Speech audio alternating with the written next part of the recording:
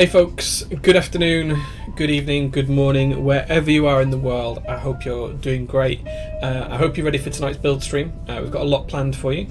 I'm hoping you can hear and see me just fine, so please let me know if the audio needs adjusting or anything else. Let's see who got first today. I think there's been a few. Oh gosh, 3 hours ago, almost to the minute, Pub Goku got first. Tell me I'm not first this time. What was 5 minutes past 5 for me, it's now 5 past 8. So he's been there for 3 hours waiting for this stream. Nearly 2 hours later, Dark Heaven Light got second, but there we go. So sorry, Vogon, for PT. Thank you very much for your 3 months worth of subscriptions, but you didn't get first today. I do apologise. I do apologise. Undercover Brother is here as well, saying any keyboard available. Yes, we have a Keycult just at the side of me. It's just there that we're going to be building today. Keycult No2 Brass Edition. So I'm really excited to show you guys that and build that shortly. Iron Carcher's here as well. We've also got Unicorn 855, Cyber Sam as well. Happy New Year, Cyber Sam. Zwee's here as well. Necro Woman, good evening. Do go check out my keyboard, guys, just up here. My keyboard, always great people. Unicorn says, by the way, am I the only person to read Brian's username as QuakeMZ in my mind? You must be British, because that's how I used to say it in my head. I'm happy that Top Clack is actually starting at a good time for me. Well, my build streams are always on Sundays at this time, so I always start at 8 PM my time on a Sunday. So yeah. Tuxkey says Happy New Year as well. We can hear and see. Good, good. Hear and see and glad at this hour for the stream. Good, I'm glad. I'm glad. The JO2 is, yeah, that's here. This is the space grey prototype just there. Waiting for Necro Woman to come back for the EU pricing and Louis to come back on the Asia pricing. Looks like just due to sheer demand, we might have to increase some numbers slightly, more than what we're expecting. So we'll cross that bridge when we come to it, but might have to make some tweaks and changes to the actual numbers of units available. So we're talking through that at the moment. Hopefully I'll have the rest of the announcements up in the next couple of days, and then the group buy for the limited edition starts on the 1st of February, and the actual group buy for the standard edition launches on the 8th of February. So again, we'll need to align times and things like that, but all that will become clear in the next couple of weeks. J02, not JO-2. Yes, Geo, trying to correct people. It doesn't matter. As long as people know what we're talking about, it's fine. Was watching Disney TV and Top Clack notification came up. If you're watching The Mandalorian, that's probably better content than what I'm going to provide you, so I would have a look at that. Dat Le Creuset, yes, so new mug. It's a really nice mug. It's difficult to show you, but it's really rather nice. Matches my car a little bit. I'm actually German, but thank you. Blush. Oh, sorry. Is this the ISO Keycult? No. So this isn't my personal bod I'm building today. I'm building today for Mike of Novel Keys. When I build my personal number 2 at some point, I will be building that ISO, and I'll be doing my own custom plate for that using the available plate files in carbon fibre, and I'll be using a Heine H87A PCB, which will allow me to make it ISO. So yeah. Did my renewal work? Yes, your renewal worked, Geo. I did see it, I think. Hold on, I'm sure it popped up, yes. Working on our 4th child, 28 months. Wow, yes. 28 months, gosh, dude, that's huge. Tracer Glowtail as well, subscribed for tier 1 for 10 months. So I hope that's another child. The containment unit subscribed as well, saying, good day all finger guns, bang bang, yeah, okay. And Cyber Sam subscribed with Twitch Prime for 19 months as well. Thank you very much, guys. We've got Quer here as well. Nice map, by the way. Yeah, it's a little bit dirty, actually. About 10 minutes before the stream, I spilt my coffee on here when I came to put it down. And, well, I tried wiping it up, but as you can see, I've marked it. It'll be fine. It'll go in the washer. It'll be all right.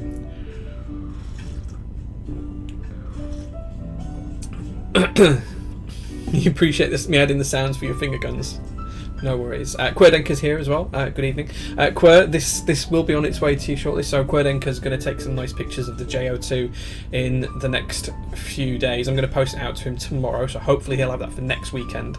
And then I'll be doing a revised build stream and talking about some of the changes we've made to the design, because we've made it a little bit easier to put together and a little bit more robust in terms of gasket placement and things like that as well. So I'll be trying to do another build stream before the group buy starts. That might not be in time before the LE group buy starts on the 1st, but it will definitely be before the 8th, when the full group buy starts. It might even be on the 8th, we'll see. But yeah, going to send that to Quirdenker to take some pictures, specifically the wing keyless top and the space grey, and yeah, looking forward to doing that. AKB James, my partner in crime, subscribed for 9 months. Thank you very much, dude. Appreciate that. After you SG says hello. Hello. Soran's here as well. Soran, good to see you. I'm looking forward to this one so much. Is that the Keycult build or the JO2? How do you wash the mat? Just chuck it in the washer or by hand? Yeah, I'll tell you what I do. I give it to the wife, and the wife puts it in the washing machine. I couldn't tell you the settings she uses, but she does. This is neither Brian nor a Perry 60. It shouldn't say that. It should. Yeah, it says Keycult No2. Yeah, so you just need to refresh your browser. Giveaway. Current giveaway is a Clipper. Yes, go check out the Clipper form. Fill in the Clipper form if you want. Not Clipper. Clipper. Sorry, Brian's pronunciation that's growing on me. Clipper. Oh, the build command. Oh, okay. Let me change the build command. There's always something you forget when you're doing a stream. Give me 1 second, Pingu. I will change that for you.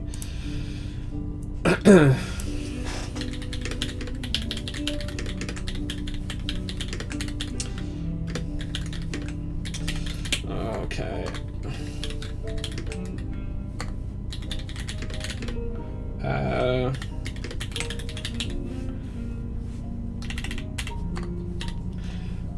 There you go. Updated. You can now refresh and do that again. Coney Tour as well, saying hello, Jay. Hello, good evening, glad to see you. GSS scuffed stream. Oh, there's always something that goes wrong. It's always one of those things. Yeah, I've got it. Yeah. You got lucky with a sub. Nice. You forgot to change the bot. Yeah, I've fixed it now. It's all fixed. There's a list of things that you have to do before you go live on stream, and it's about an hour's worth of prep plus actual prepping the board and switches in advance. So lots goes into it. But there you go. I didn't pick the switches. Bear in mind, this isn't my build. This is for Mike. So whether you like those MX clears or not, there you go. Right, okay, Jay Shuff's here as well. Good evening, Jay Shuff. First things first, we should probably talk about how we're going to build this board. So if you've used the new build command Pingu, you'll be able to see what we're going to be using. But we're going to be using some smoky grey Durock or Everglide stabs, depending on what you want to call them. Mike kindly forgot to send me any stabilizers, so he asked what I'd got in stock. He picked these ones, and that's what we're going to build today. And then I'm going to charge him whatever these cost for using those, because then I'll have one set less. Gold wires. These are just standard wires. 7U spacebar wire, I think. If not, I've got some more. I can check it later on. In fact, yes, 7U. And then the requisite number of 2U wires as well. So we're going to build with those. In terms of the switches today, the switches are Cherry MX clears, as it says here. They have been lubed with 206 grade 00, and they have Novel Keys 55 gram springs in them. There's 111 switches in here, so that should be more than enough for the build. And these were lubed by Straight Classy, and they have GPL 105 on the springs. So one thing I do like about Classy's lubing is he writes on the bag everything that he does. It's so good because I don't need to remember then. I can just read it off the bag what I'm using when people send me switches for builds. So really excited to use those. I haven't used MX clears in a long time, never mind light MX clears, so I'll be interested to see how these actually feel, and this is the first time I've unsealed them. Okay, so still pretty tactile but very smooth. You can just hear a little bit of switch noise. So there we go. Where's the classic cannon? So the cannon that I go with these switches I can't show on stream. That's not a cannon I can show on stream.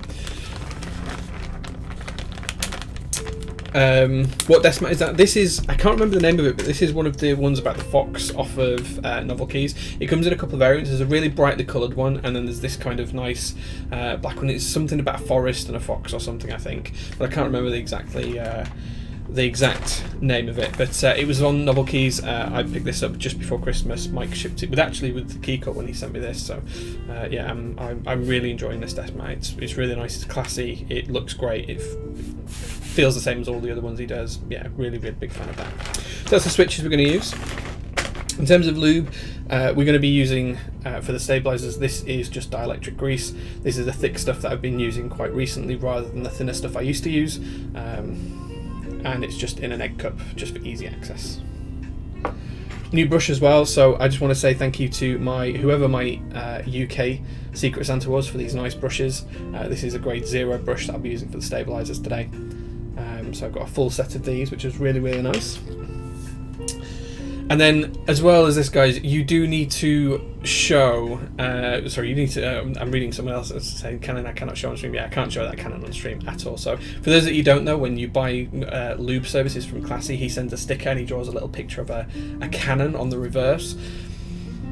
Suffice it to say, not all of those pictures are stream safe. The one I got with these switches is definitely not stream safe, and therefore I'm not going to show it. But it was very entertaining nonetheless. Bledin, thank you very much for the Twitch Prime subscription. He says Evening Jay, and he's been on an 11-month worth of subs with a 1-month streak. Thank you very much. AKB James says Rain says hello too. So Rain, good evening, my dear. I hope you're doing well. I can't wait to see you at the London meetup if you're going to be going. And thank you very much for letting me take your partner's time up on the evenings over the past couple of weeks. We have been prepping for a number of different bits and pieces, group by wise. So thank you very much for that. Hui as well, thank you very much for the 1,000 bits. Really appreciate those. Do you think dielectric grease is as good as Krytox 205 for lubing stabs? So my view is that dielectric grease lasts longer than Krytox 205. When you're lubing stabilizers, they're never going to feel good forever, and they'll always feel better the more you use the board as well. So if you lube the stabilizers and put it on a shelf like I do, my finding with 205 grade 0 is that it doesn't last quite as long, so it doesn't feel as good for as long as using dielectric grease does. So for that, I would always recommend dielectric grease, but there is nothing wrong with 205 grade 0, and I do use it on some of my builds if I'm going to use them more often. I think this is actually built with 205 grade 0 on the stabilizers, so yeah, it's all just personal taste. Demon says there's going to be a meetup in Utrecht, and I'm going to be butchering that name, I apologise. Utrecht. Someone tell me how to pronounce that. Not too far away. Yeah, there's so many meetups in the EU. I wish I could make them all, but I really can't. I will try and go to as many as I can this year. I'm hoping to hit one meetup per month for the whole year. So far I've got one in February, one in March, and one in June or July, depending on when the Seattle one is, but I'm going to try and hit one every month where there's one available. So yeah, I think there's one in Prague as well, I think, and there's also one in Switzerland. There's one in Sweden. Where else? There's potentially a couple in America. There's Seattle and Keycon. I think that's in Denver this year. Yeah, there is plenty going on, and there'll be a second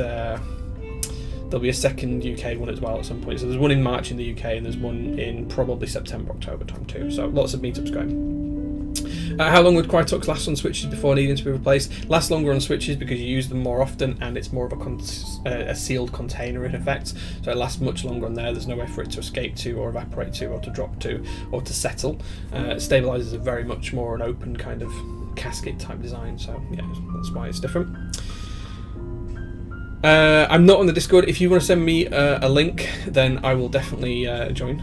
So yeah, and then I'll have a look and see when the meetup is, and if I can make it I will. If I can't, well, I can't. I am planning with Querdenker a bit of a trip around Germany though at some point, hopefully within Q1 of this year, so we'll see how that goes, but we might link up and do something about that. Anyway, without much further ado, being on for 17 minutes, I want to show you how these Keycults come boxed. So I know we unboxed the actual Keycult board before, but the other box you get is this one, which looks unassuming and is plain brown, and it has the little Keycult logo stamped just in the bottom corner here, which is nice. But this is what contains the plates and PCBs. Oh, you have to DM that link to me when we're on Twitch, and I'll try and do it after the show. Send it to me on Discord, not on Twitch. Yeah, I saw on Rama website that they're working on some new stabilizers. Looking forward to that. Yes, they are. I'm very excited to see that. So you open up this Keycult box, and the first thing you're greeted with is some tools. So you have 2 hex keys and then 4 additional screws as well. So I'll have a look at those shortly. We also have some plates wrapped in paper, and then we have another bundle which is also wrapped in Keycult branded paper. So I don't know if you can see that, guys, but it actually does say Keycult in places on here, and it's got the logo and everything else, but this is Keycult crepe paper. And that's everything you get in the box.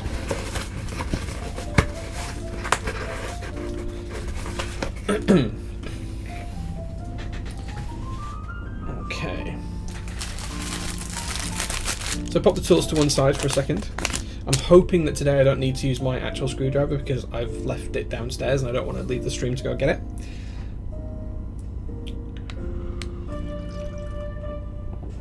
Okay. First thing we're going to look at though is the plates for this this Keycult. Now I think there's 2. Mike's only asked me to build one of them, so I'm not going to build the other. Oh yeah, there is indeed 2. There we go. They're both identical. They're both brass, so I won't need to open the second one.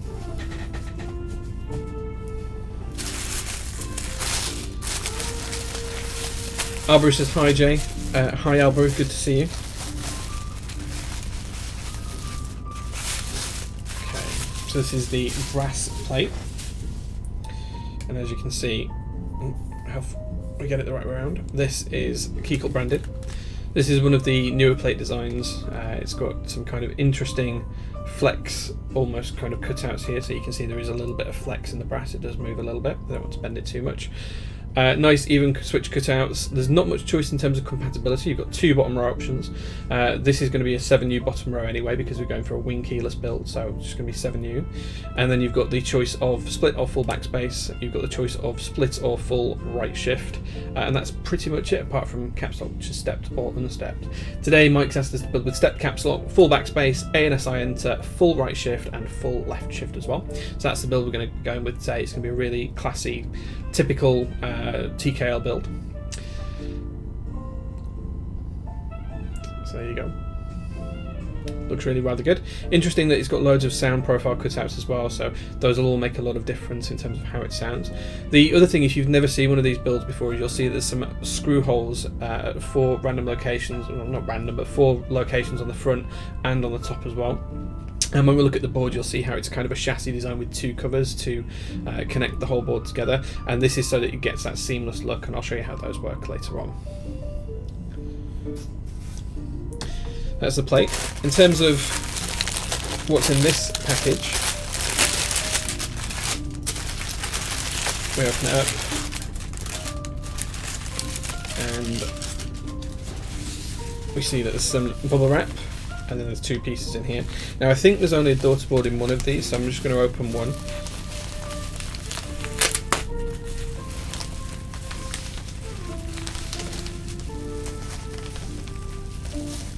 Okay.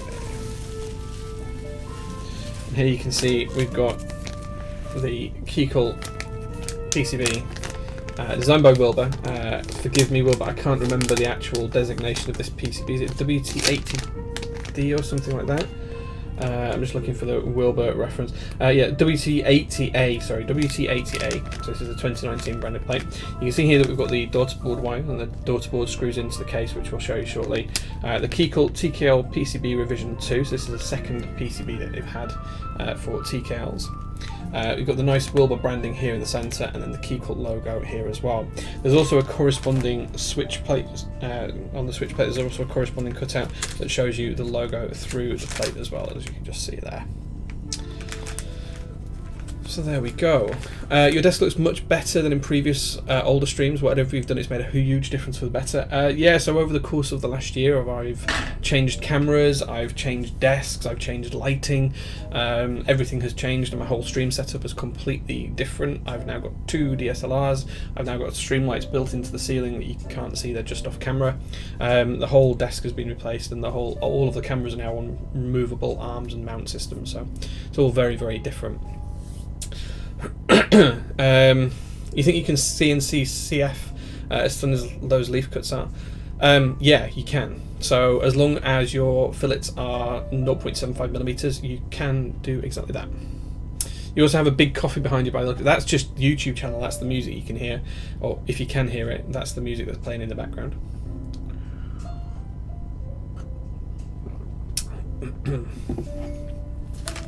This is, as I said, this is a PCB, and again you've got the daughter board as well. I believe this follows a standard footprint of the Wilbur and AIO3 collaboration for the standardised footprint for daughter boards. So as far as I'm aware, that's the case on this one. Don't need the second one, so we'll put that to one side. Next thing to take a look at is the board itself, so I'll just move these out of the way.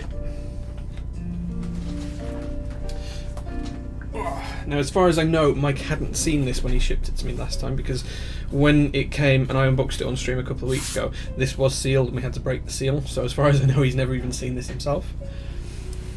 But this slides off the end here. And then inside we've got this lovely milled foam which just slides out.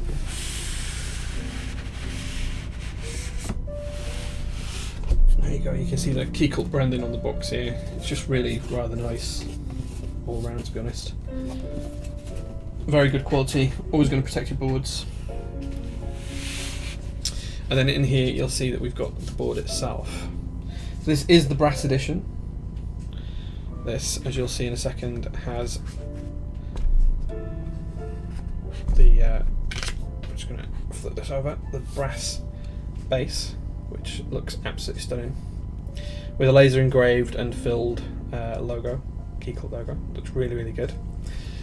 How much do number 2s go for through the raffle? I think it's about $900 if I remember rightly, and then on the aftermarket they're probably about $2,000 or something like that, I guess. But yeah, this is beautiful. It's really heavy as well. I'll weigh it towards the end of the stream once it's built, and you'll see how heavy it is. There's also a little warning card in here as well, which says do not clean brass parts with alcohol or other solvents, if that focuses. There we go. Which is really quite nice, including the Keycult logo. So there we go, guys, that's the board. A few things I want to call out on the details of this if you haven't seen them before. There is kind of like a bevel in the board. You can probably just see it there in terms of change of light. That's just a smooth kind of change of curvature. So you can kind of see it here. Kind of see it's got like a little hip just there. On the inside of the board as well, there's just a little number 2 logo down here. And those screw points I mentioned earlier on through the plate file. So you can see that once the plate is in place, it's got these little holes just here. Those line up to these screws here, and that's how you take the base of the board off. So that lovely brass base, which we're going to take off in just 1 second.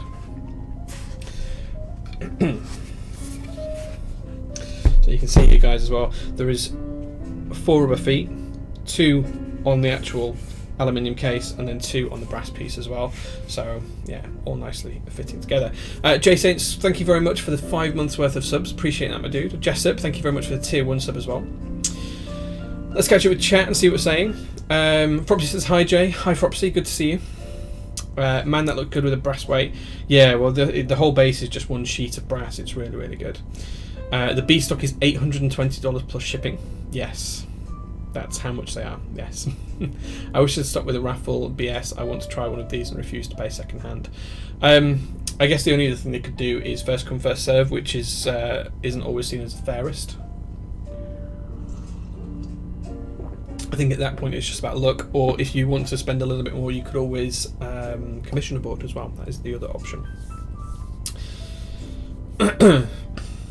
Okay, so as I say, this board does fit together on a chassis design, and by that I mean it's kind of an internal piece, and it's got both the outside bottom case and the top case fastened to it. So you can see from this perspective here that this is the chassis piece inside here. This top piece kind of sits over that and bolts to it. The bottom piece bolts to it through these holes here, and we'll see more about how that's detailed as we take it apart. Super heavy. I'm just going to bring this to one side so I've got a bit of padding to put spare parts on. First thing we're going to do then, guys, is we're just going to take apart the case. Now it does come with tools to do this, and the reason why I'm using these tools rather than my usual tool set is because when we're putting the board back together and we're going through the switches, the PCB, the plate, trying to get to these, I'm not going to be able to get there with a standard screwdriver, so we're just going to use the provided hex ball joint.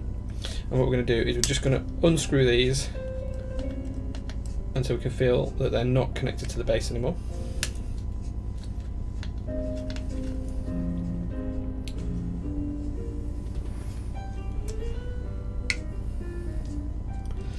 Artificial scarcity keeps the prices up anyway, not necessarily their intention, but exclusivity is king. Yeah, that's not an unfair comment, I don't think. Granted, I know nothing about the demand, but there can't be too many people willing to pay 1k. They keep selling them, man. They keep selling them. So, whilst the market is there, I'm sure they will.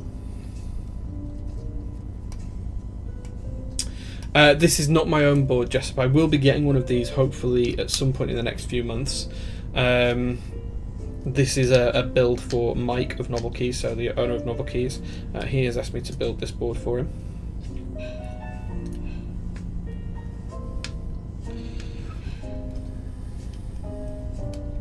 I'm just being very, very gentle and careful as I take these screws apart.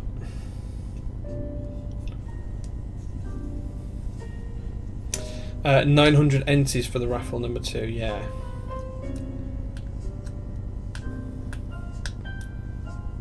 There we go. So now as we lift this up, that should leave the brass base behind. We can take a look at that. Oh. So this is one solid piece of brass. As you can see, I just want to call out a few things. You can see where I was screwing it into. These are just flush holes with screwed threads on there. You can see that there's the USB cutout here. There's a tiny stamp up here as well, which says number 2 July-010. It's probably too small to read, but it is there. I promise it's there. USB cutout, as I said, and these ridges here are to do two things. One is to help align it to the case when we put it back together, and I'll show you that shortly. And the other thing as well is, because this is a thin piece of metal, is to just give it some more rigidity. And in terms of how thin it is, it's probably about 2-3 millimeters thick, maybe 4 at the thickest points, but it goes quite thin at the tapered ends here as well. But that's a chunky piece of metal. You can see it's lipped up at the back as well. So this has all been milled out. This would have been flat at one point. It's been milled down, so you can see it's been flat across here and it's been milled down that way to create the shape. And then it's got the small kicker heel at the back there as well. There we go. That to one side. Now I'm going to flip this over, and as we do, I'm hoping that the screws don't all come out. If they do, we'll catch them. Should be 8 of those, and all 8 have come out successfully. There we go. 1, 2, 3, 4, 5, 6, 7, 8. There we go. Then on the underside you can see that the chassis piece is the same colour as the outside case, and this is where that base brass piece that we looked at before aligns. And then you can see that there's also an additional 10 screw points, and these are effectively where the case is then bolted together. So this is where the two parts of the case are bolted and connected together. Now I believe these are the same size hex connectors. So I'm just going to undo these. Flexman's here as well, good evening. Jay is literally the epitome of a British man. Well, I am in my mid-30s, I am British, I've been here all my life, so I'd like to think that I am. Jay is absolutely unequivocally a British man, yes, a true Yorkshireman. Gravy in those veins. I had gravy earlier on today actually, we had lamb chops for dinner. That's not coffee he drinks, Omnum gravy. It is coffee. Because it's so late in the day, it's white. Usually I drink a white coffee in the morning, then black coffee during the day, but it is quite light. It's quite late now, so a light coffee is better. Yeah, if I was vegetarian, I wouldn't like vegetarian gravy either.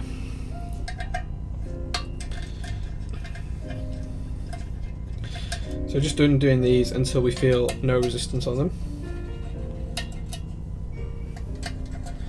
In other words, just so that they're spinning round and they'll be easily removed once we tip the board upside down.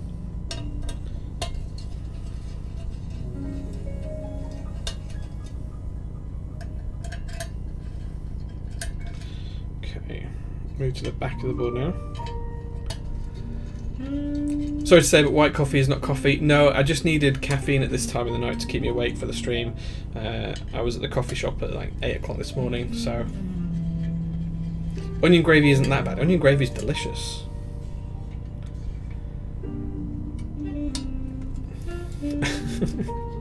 The chat about gravy.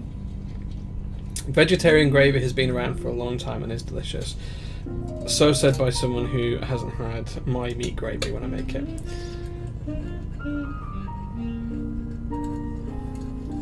I have no idea what's going on in chat right now. Apparently it's the gravy wars.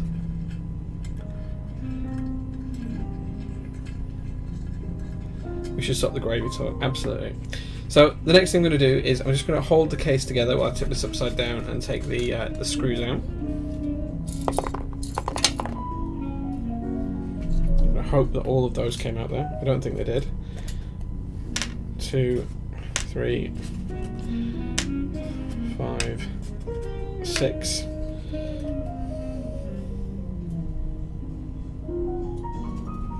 I'll give it a little bit of a shake. There we go. I think there's one more still in here. Let's see where it is. It's in this top corner. There we go. And that's that. Okay, then what we can do is we can take the case apart now. We can slide off this top piece. First thing we'll do is I'll show you the top piece actually, guys. So you can see that the pour and gaskets already come pre-fitted. And these are just on the inside. Now there's 8 of these across the top. There's 8 of them across the middle piece, the chassis, when we come and have a look at that. But you can see here why these boards are so expensive, just because of all the machine work milling this out that it had to do. All of that material that's been taken away. This would have been a block that was a rectangle originally, and that's all been milled away to make this shape. So you can see when you look at this why they're so expensive. So there we go. Pop that to one side as well.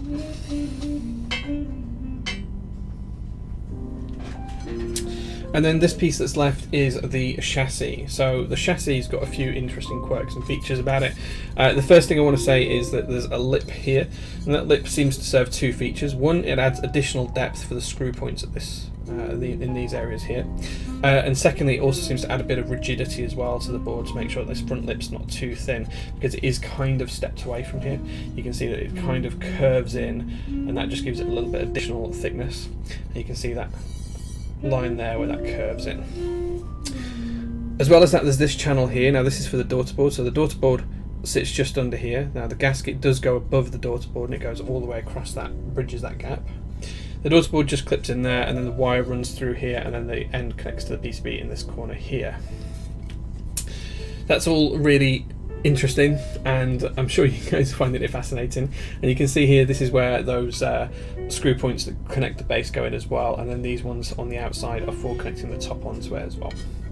Flipping it over, as we've seen before, it's still the same chassis piece. You know, we've seen all these holes before, but still really rather interesting. So there you go, guys. That's how a Keycult is put together. So now we've disassembled it, there's a couple of things that we need to do before we start to build the plate up. The first thing is just to put these screws back in, because we don't want to forget them. Now these screws are the ones that hold in the base plate, the brass undercarriage, and we just need to pop the screws back in these holes, just so that when we put the plate back in on top, these are in place, because you can't put the screws through the plate, you can only just fit the tool through the plate. So I'm just going to pop all of these back in, making sure that they're all aligned correctly. Oops. Hope if I didn't have chunky fingers.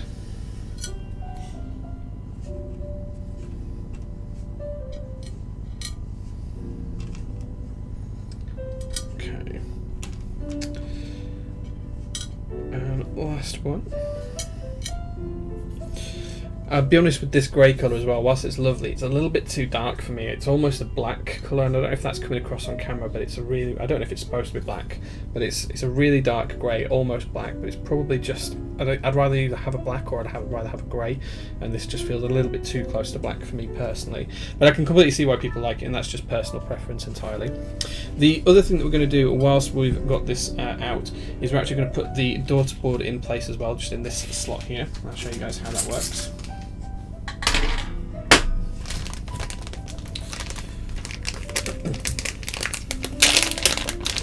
George MK has subscribed for 7 months. He says hello as well. Hello George, thank you very much for joining. Jay's new keyboard, the Yorkshire pudding. Forget the JO2. No, the JO2 is next. Maybe we'll do a Yorkshire pudding build afterwards. Typical that I can't actually get this PCB out of this bag. The opening's really tight. Like everything Keycult is designed to fit and only just fit, which is great. Except when it's fiddly. But there we go.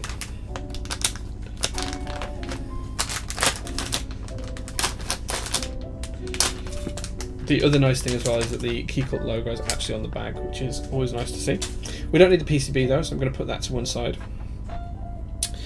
What we do need to do is just fit the daughter board. Now as you can see, the daughter board just goes in that area there, and then this cable just runs into this little narrow groove, this recessed area for that. First thing I'm going to do is just pop one screw in on the daughter board. I'm just going to bring this up and angle it so you can see a little bit better. So what I'm going to do, I'm going to pop that in there. I'm going to get ready to pressure that down. Whoops.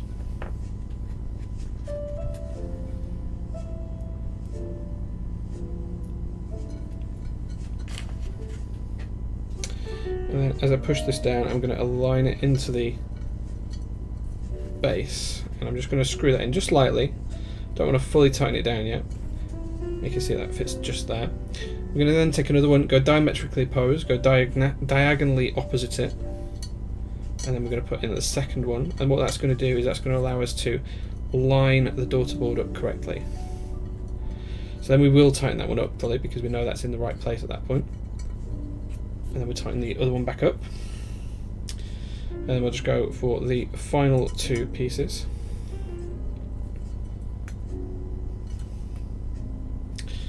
And then come over to this side. Octagon, thank you very much for your tier 1 subscription. Extended it through to February. Thank you very much. The colour, of course, is a matter of taste. Absolutely, yes. Absorbing all this info. Yeah, there's lots of info. Keycults are no joke. I feel like Jay could make a tofu sound complicated. Potentially. Potentially. I'm trying to explain it, guys, as simply as I can.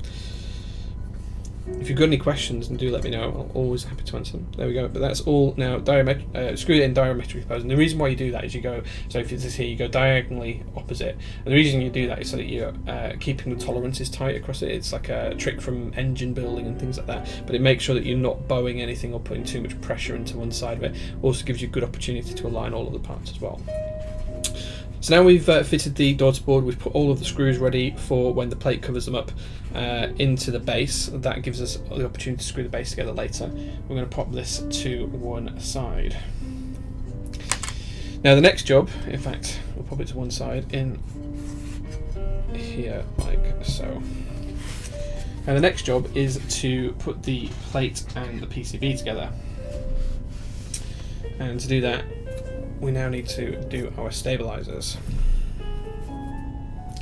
As you can see, that's how it will all fit together. First thing we're going to do is pop the stabilizers in for backspace, the A and SI enter, the full right shift, the full left shift, and the 7U spacebar as well.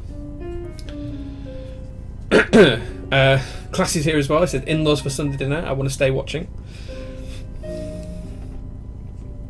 In-laws are not family, they're punishment. No, my in-laws are good. Jay's 100% the next day with Attenborough. Not at all. Elgona, if you've got questions, please feel free to raise them. I'm happy to answer them at any time. I'm not always looking at chat, so whenever I catch them I will. Pop the plate to one side anyway because we don't need that just yet.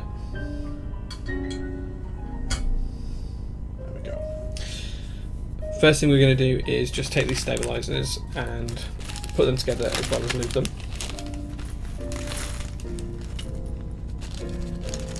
I'm going to try and do this over the top of this bag because I'm sick of making a mess all over my desk mats and staining them.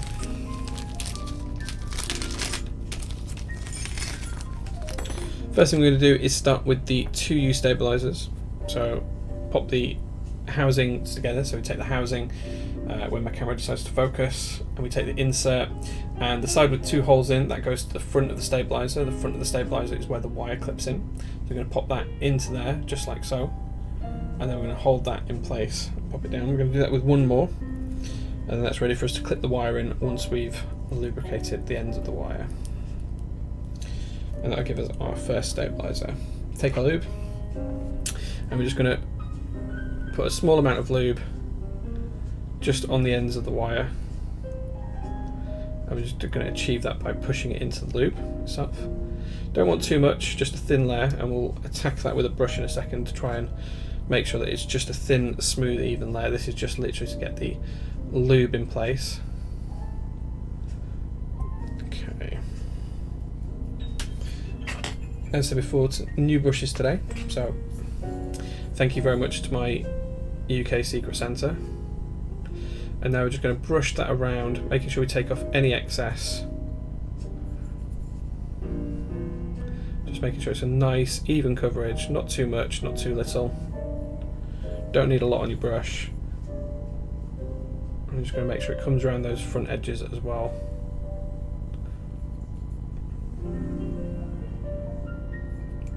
Once that's all looking good, the next job is to take one of the housings and to clip that together. So to do that, we push the wire inside the second hole, the lowest hole, and then we clip the wire into the front of the stabilizer. We then repeat that on the other side, into the hole. You want the second one, the bottom one. Once that's in there, you can then just clip the wire into the front of the housing, and that gives you one stabilizer that's all put together. We'll lube the rest of that in 1 second. We're just going to rinse and repeat that on the next few stabilizers. And then once we've done that, we'll pop them together. The PCB finish. The PCB is black outline with a red interior, so it's got this kind of black edge to it. And then it's a darker colour underneath, as you'd expect. So there you go. It's just the standard gloss finish in terms of the covering on top. There you go, you can see the reflection of one of my stream lights built into the ceiling there.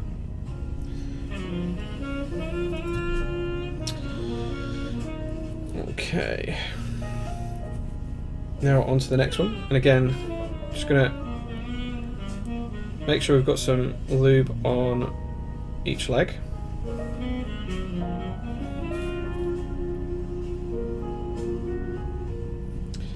Going to tidy that up now with the brush. Make sure we don't have too much nor too little.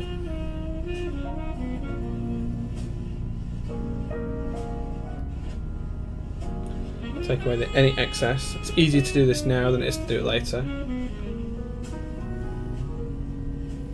And then I'm going to pop that into the housings.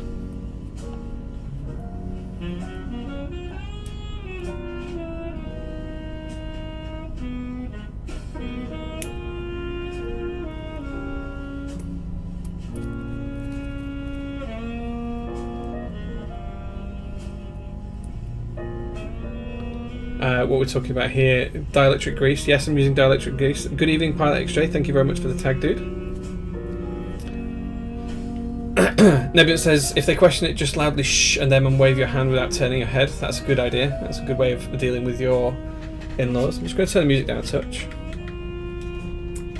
It is dielectric grease, yes. If you like high profile, I can vouch for MT3. I've got 2 sets and it's awesome. Jay's stabs in his own way and I respect that. Yeah, I do my stabs differently to other people, but there's no right or wrong way. As long as you're happy with the end result, that's fine. I've never had any complaints from people I've built boards for. Okay, we're going to move on to the next stab now. I'm going to try and speed up a little bit because we're taking a little bit of time here.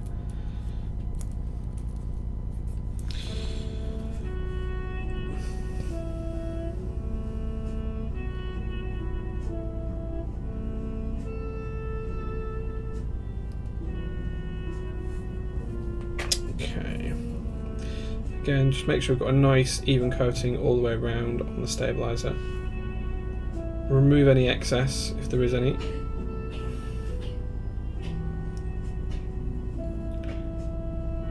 Okay. And then it's just a case of pop that into the housings.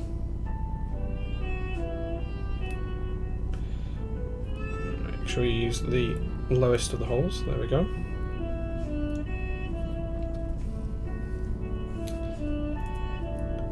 I heard you speak highly of the thermal. Just wanted to know if you think it's good value when it stands among the other 60% options. Well, I don't actually have one yet. I liked it in terms of its design, its looks, its feature set. But I mean, in terms of recommending it, I need to try the board first, and I haven't received the one that I purchased yet. So I think they're due to ship March time. I think something like that, if I remember rightly. So we'll see when they come. But I wouldn't want to say they are absolutely worth it now. Just in terms of the design, it looks great, it looks stunning. In terms of the way it's put together, it looks really good. Everything else, well, we'll have to wait and see, and I'll confirm that once I get my board and we build it. Okay. What are the current vendors for the EG stabs? To be honest, I'm not sure. I bought these directly from Taobao probably about 8 or 9 weeks ago. Maybe a little bit longer. So I'm not actually 100% sure what the best vendors for these are, if I'm completely honest. I assume they're available Island KB, potentially some of the other vendors as well. I think you can even buy them direct from Duroc.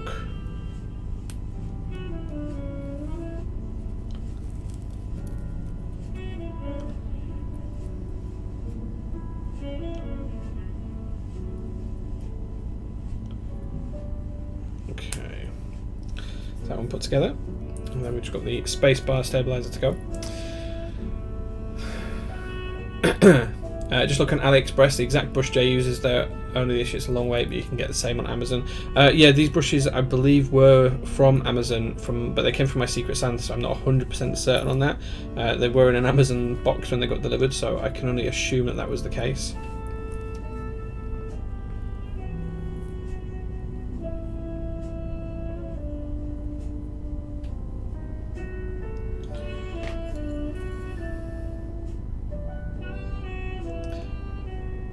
I wish we only had to use stabilizers on space bars, and I do wish that there was a better way of stabilizing keys than using stabilizers.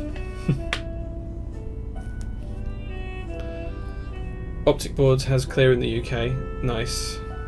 Always good to know.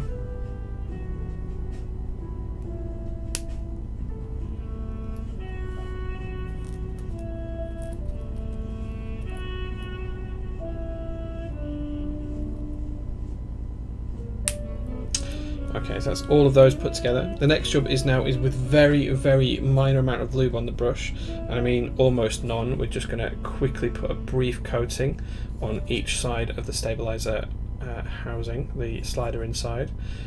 We probably won't need to put any lube on the brush while we're doing this, purely because you don't want much at all. You're just trying to create a nice smooth surface. You're not trying to coat it with a thick coat.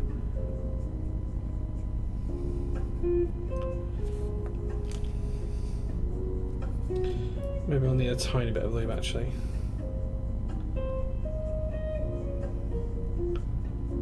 So just coat it nice and gently. This will remove any rattle as well, so any rattle that's there.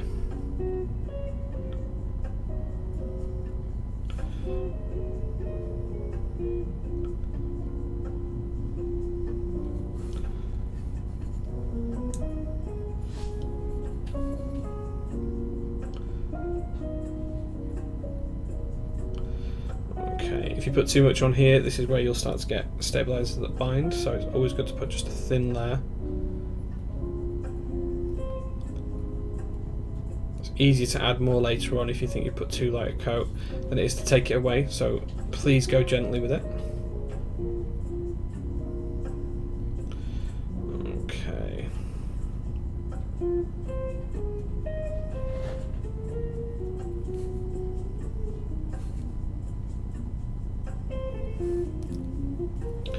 Almost there now, guys, and then we can move on to putting these into the PCB.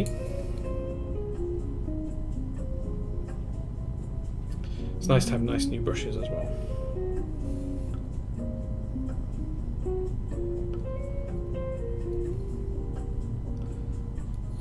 Okay.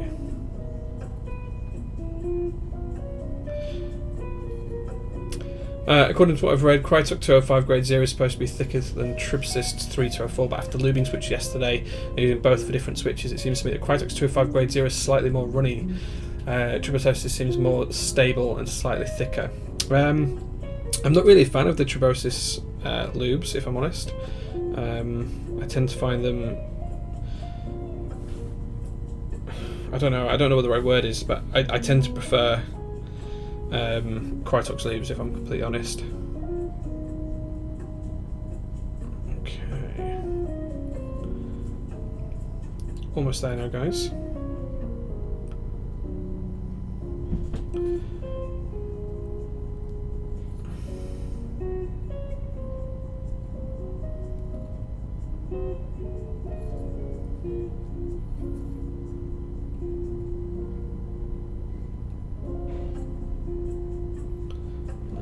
There we go. We can always add more lube to those later on if we feel that they need it.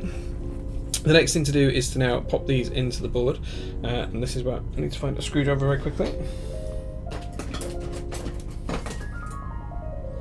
That one's far too long.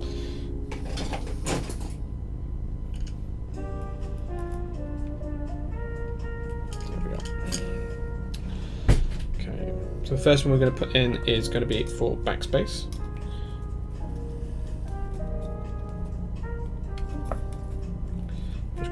Clip that in place. Then we're going to pop the one for the ANSI enter in place as well.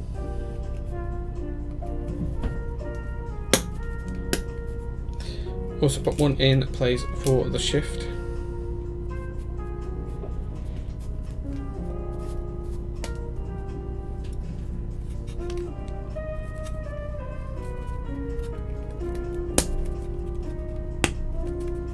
Then we're going to put one in place on the other side for the other shift.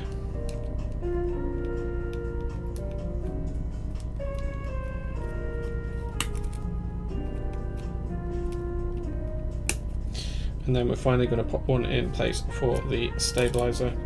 It's going to go on the base.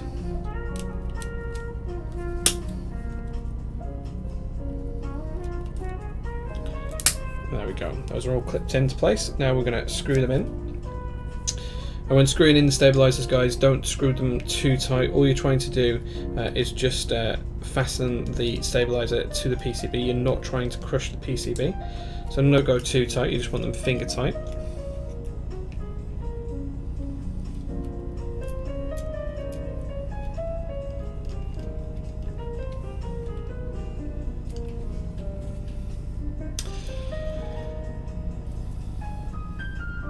Okay, when stirring lubes, you really need to shear them.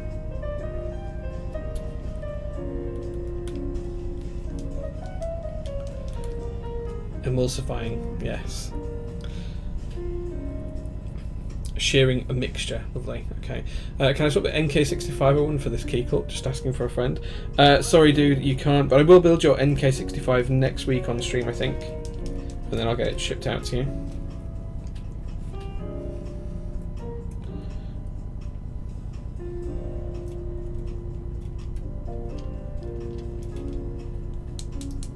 Sadly, this isn't my board's giveaway.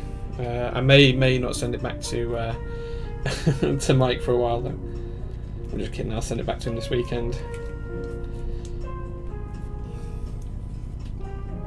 Given there are no emotes to unlock, might as well use it for highlighting this message. Yeah, we are working on the emotes scene in the background. Brian is looking at them already. So hopefully we should have more on emotes for you in the next couple of weeks. Go pester Brian if you want to see emotes on the channel. Just spam him with messages. Just tag him in Discord, DM him, whatever you want to do. Just send 10 messages if you want each. Don't tell him I said you to do that though. Split that backspace and shift No, this isn't mine. This is for Mike of Novel Keys. Yeah.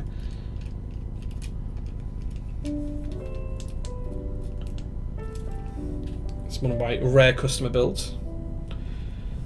Fleximan, thank you very much for the gifted subs. Thank you, dude.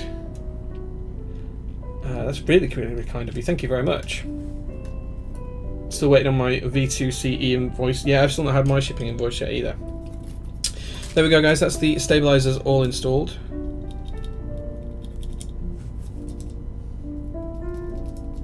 Everything's looking and feeling good there.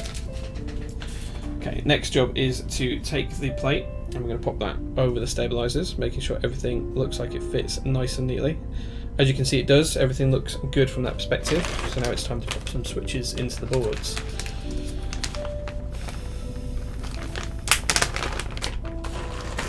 Love the new look of your stream. It's been, I mean, this setup's been in place for maybe, I don't know,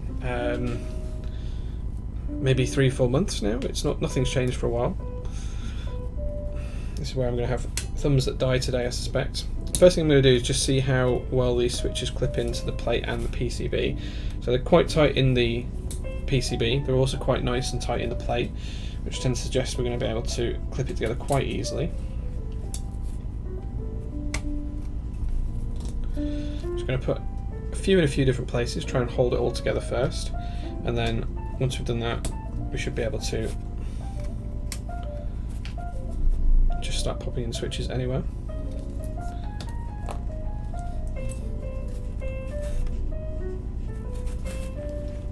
Okay.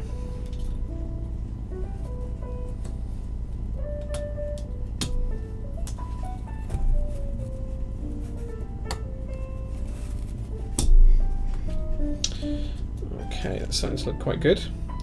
Pop a couple of switches in towards the middle of the board now. Try and get them nice and flush in both the plate and the PCB.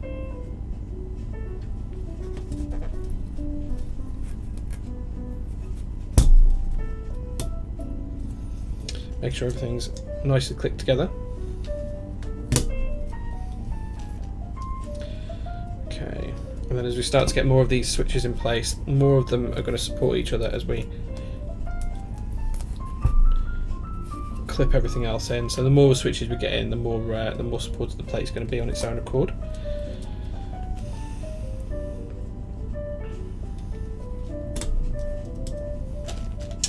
Okay, so we should now be able to start just pushing switches in and having them sit straight into where they need to be. Fleximan subscribed himself. Thank you very much for that, dude. I should say thank you all again for all your work on the IDB60J. Can't wait to get mine. They're actually all sat at the side of me, boxed up, ready to go. I just need to print out shipping labels and then take them to the post office. So that's going to be my job for Friday/Saturday next week. So all of the group buy ones will be gone by then. And then a week after that, we'll put extras live for sale on the site as well. Is this a regular number 2 or a revision 1? This is a number 2. I think this is the July board, whatever date that is. So I think it tells me on the front. It just says TKL July 19 brass wing keyless number 2. So I'm not sure if it's a revision 1 or not. It doesn't say.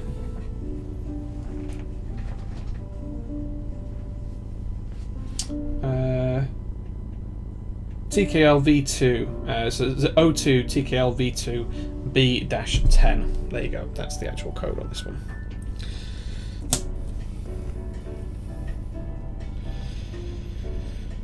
Remember that we need to deal with the Mia's one? Yeah, well. maybe we should do something for that. Maybe we should do something special for it. Soren, we can have a look at that.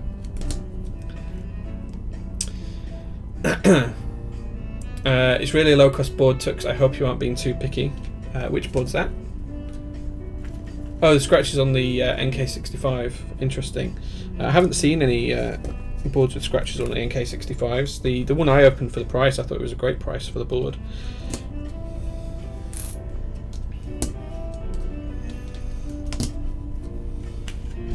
So just making sure that everything is nice and neat and even as we're pushing it all together now.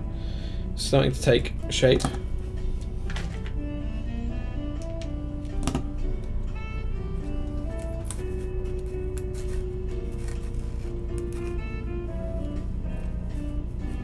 Just double checking that all the switches are fully seated. All looking good so far.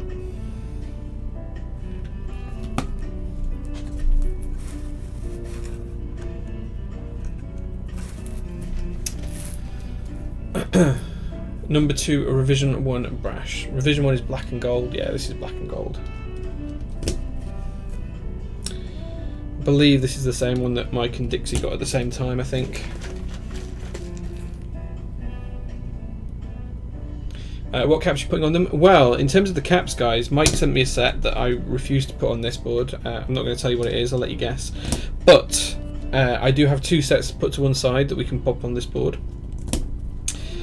And you guys can choose. So you guys have a choice of either putting Oblivion round 1 with the Harugamo white alphas or Modern Dolch on this board. So you guys are free to pick. Giving any more thought into a PC wrist rest for JO2, I might just do some 60% PC wrist rest straight classy, but I can absolutely do it. So if you're interested, I can arrange that, but I won't be doing hundreds of them, it'll be a few dozen at most. So yeah, that's something we can definitely look at.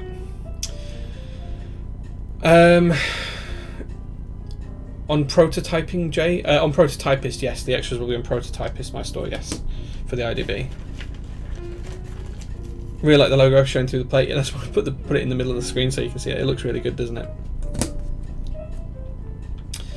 Love PC rest for the JO1. Okay, well, I can do a round of PC wrist rests if people are interested in them. That's got a really bent pin.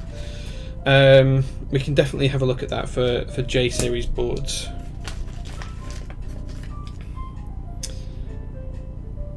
Handabite Pro.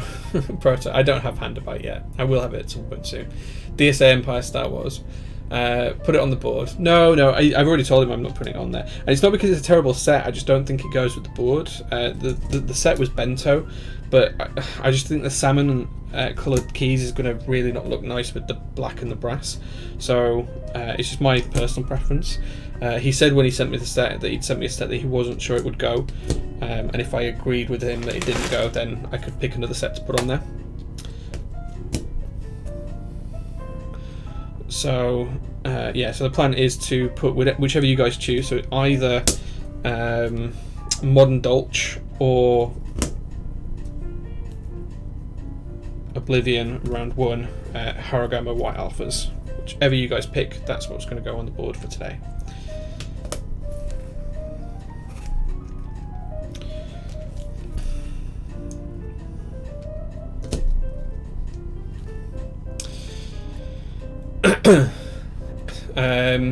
Modo, Dolch, Oblivion. Yeah, I'm not going to put something on the stream I don't think looks good. Someone once sent me a board to build a while back on stream, and it was a high-end board, and they sent me a Tai Hao keycap set, and when it turned out they'd spent all of the money that they could afford on the board and couldn't afford anything other than Tai Hao. Now Tai Hao are respectable keycaps, don't get me wrong, but I actually gave them a GMK set just because I thought it would look a little bit nicer for them and fit that premium feel. Oblivion, Dolch is boring. Brass wrist rests, maybe. I don't want to do brass wrist rests. I did copper ones for my VEA tenting stand, and I'd probably never want to do that again, if I'm completely honest. But yeah, I can definitely do some polycarbonate wrist rests for 60% and TKL size boards, because that's what the JO1 is, TKL size, even though it's a completely different layout.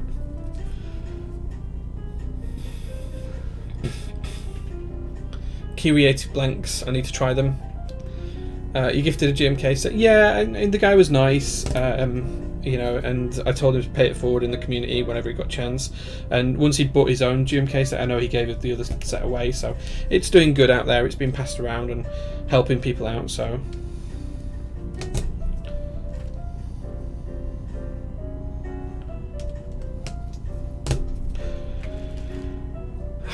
TKC do not mark down packages to the UK, no.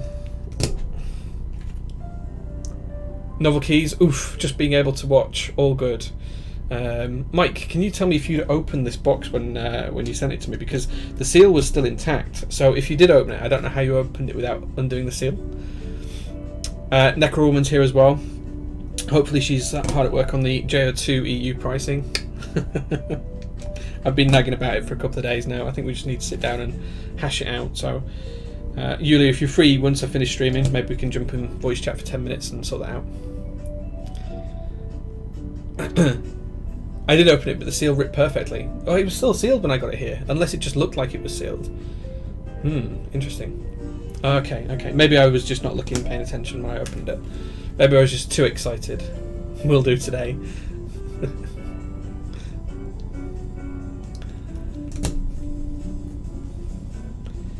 I also need to pin down iLouis for the JO2 costs as well.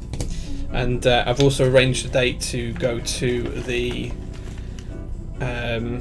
for the JO1 raffle that we did. I've got the a date to go to charity, so Mike, that's something else I need to start with you in terms of getting the funds over this side of the pond and all of that kind of good stuff.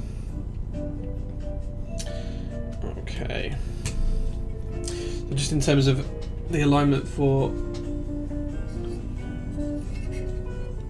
the switches that are going to go on the bottom right, I'm just going to pop this in place and just make sure I'm putting these in the right place.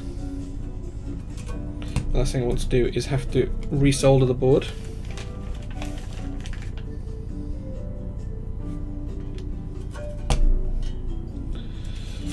Okay.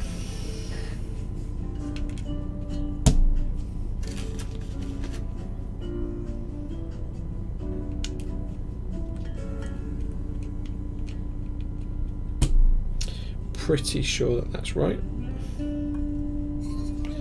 Let's see how that lines up. There you go, guys. So now you can see how that's all going to fit together and how that's going to look when it's put together. All looking good.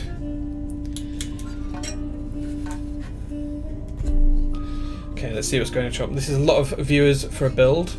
No, this is about average. Usually we're about 120. I don't know how many are visible at the minute, but it's about 120. I think it says 108 on my screen at the minute, so it's about right. The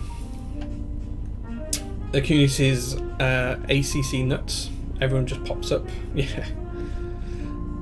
Jay's Bay, that's why. Thank you very much, man. I appreciate that. Tuesday would be best because I wanted them. Okay, cool. Yes, yes. Let's do Tuesday. That wasn't a continuation. That was the answer to why you pick Dynamics players. I'll hit you up on Tuesday, then Mike and we'll sort that out. Dark Heaven Light says, Jay, are you excited for the FLX Virgo? I don't know which board that is. I can't remember. These are spring swapped light boys. These are 55 grams. So it says here on the packet actually. These are cherry clears, and they've been swapped for 55 gram springs with 206 grade 00 and GPL 105 on the springs. So there we go. So there we go, guys. That's all of that put together now in terms of putting the keycaps. Put the switches into the plate and the PCB. The next job now is to solder this together. Pop these switches to one side. Okay. So we're going to flip this over. Just double check the alignment one more time. Make sure all of the switches are into the plate and the PCB correctly, and everything's fitting nicely. And then I'm just going to go through and double check that we've got in each one we've got 2 pins showing through, so we've got no bent pins just before we start soldering. So I'm just feeling with my finger, making sure when I get to each one that there's 2 points coming through. Okay, so the visual and a physical check. So we've got a bent pin just there.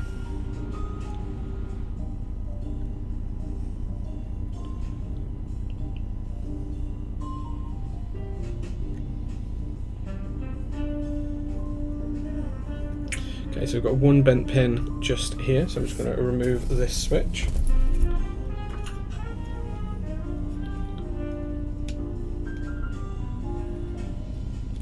Okay. And as you can see, guys, the pin's just been bent on the underside of the switch. Come on, focus. Okay, you might have to take my word for it because this does not want to. There we go. You see just here that that's bent under the underside, so I'm just going to prise that back up, straighten it out, and then that will go straight back in. There we go. Oh, I can't look at Keycult links while I'm building boards. I'll look after the stream, I promise though. Okay, so now it's time to solder this together.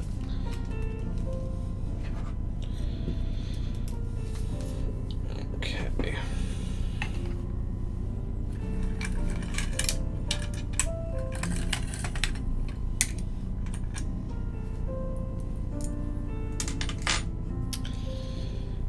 You go Shanken boy. Some of the things you guys say in chat, I have no idea what you're talking about half the time. Just going to solder a switch in each corner and then I'm going to come back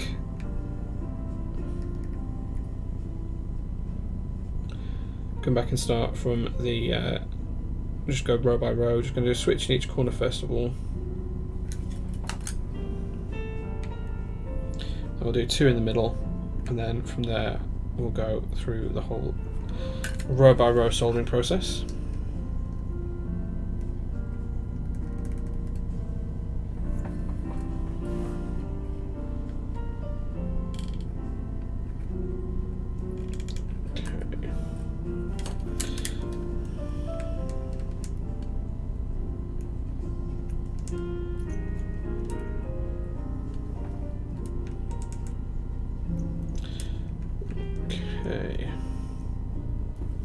There we go. J Boomer confirmed. I'm not a boomer. Doing his best, yeah, always. But you kids and your yeets and your flex. Solder film connoisseur. Do you use leaded or unleaded solder? Leaded. But don't worry, my window's open. The room is adequately ventilated. There is so little lead in solder anyway that you get more damage to your lungs just walking down a busy high street these days. So I am really not worried about any lung or health damage from the lead in this solder. There's very, very little in there.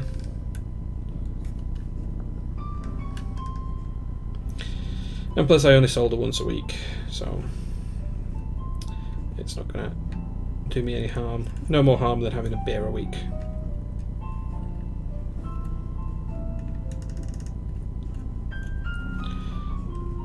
Okay.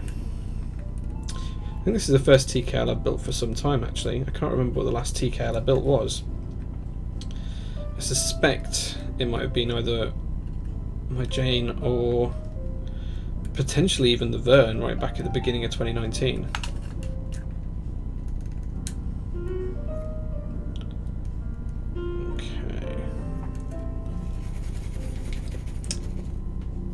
I think I'm older than Jay.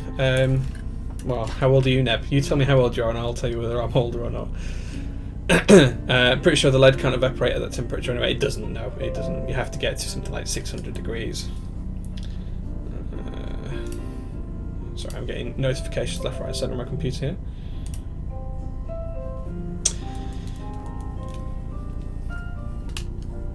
What about the way? Oh yes, that was a TKL. Yeah, the Matrix as well. Gosh, yeah, I've forgotten about both of those. I didn't remember either of them. It's a while since I've done a build stream, guys. It's like 3 weeks since I last did one.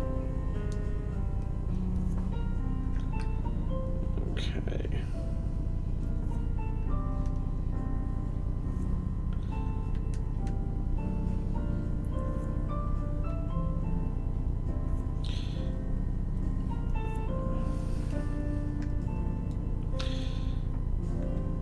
I do really like Wilbur's PCB designs, they are exceptionally good.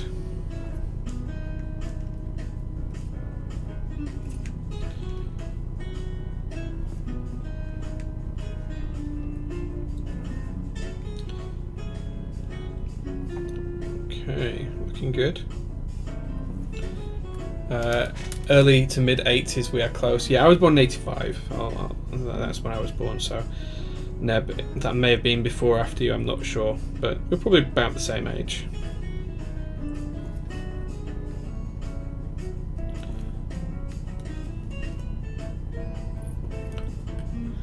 I am older. There you go. But close. Yeah. I thought it'd be close. I thought it'd be close.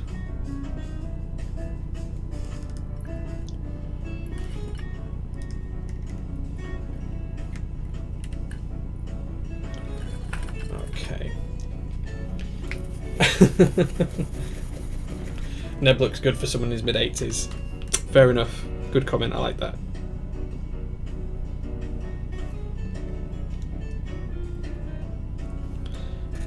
Okay.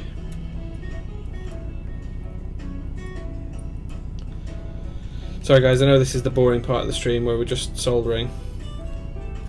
I'll try and make it go as quickly as possible.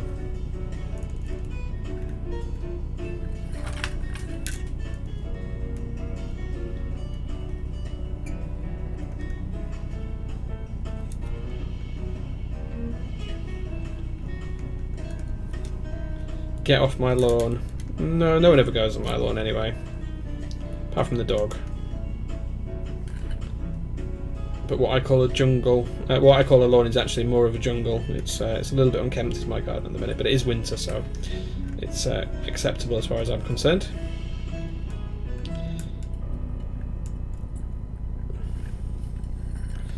How did I misspell traffic?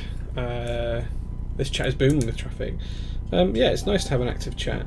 I wish I could keep up with the whole thing and read every message, but then I wouldn't be able to solder, so...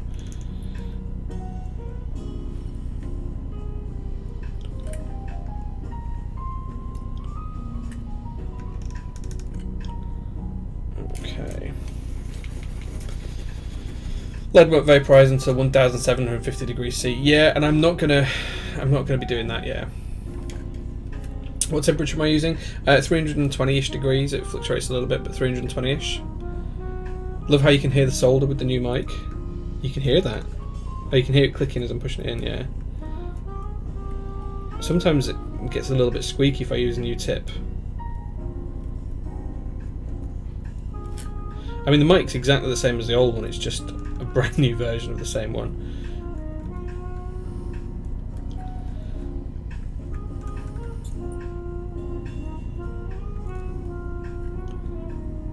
Okay.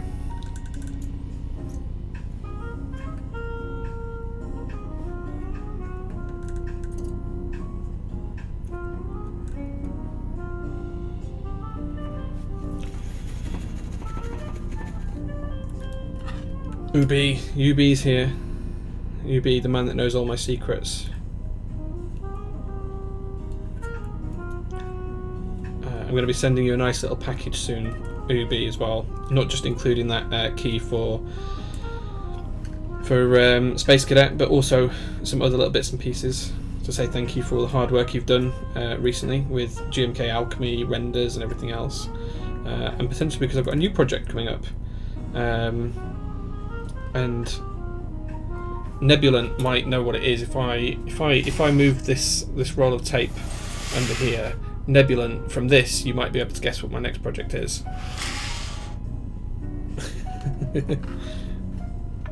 The teasers.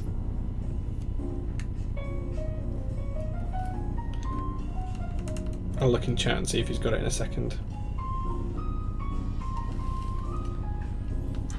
Yeah, he knows. Yeah, I thought you might know.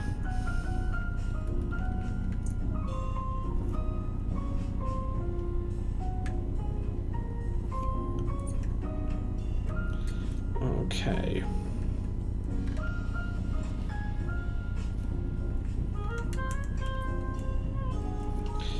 Sorry about this, guys. It's a big old board to solder, so it's taking a little while, but we're more than halfway through now.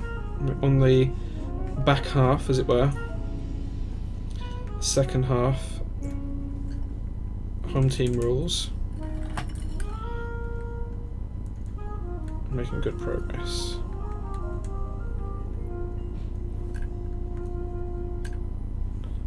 Okay.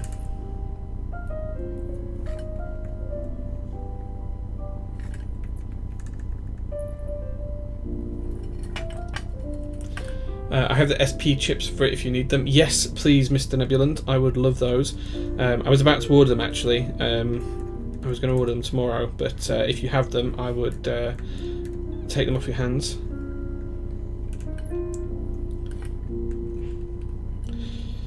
Haven't quite decided how we're going to approach it yet. There's either go with the colour matching of the original or use GMK stock colours. We're not quite sure yet, but we are looking at it.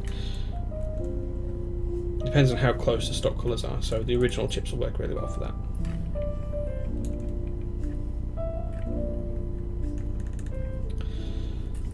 Okay.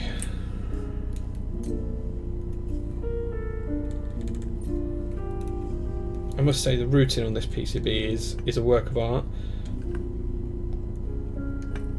Just this curve here, I don't know if you guys can see that, but it is just stunning.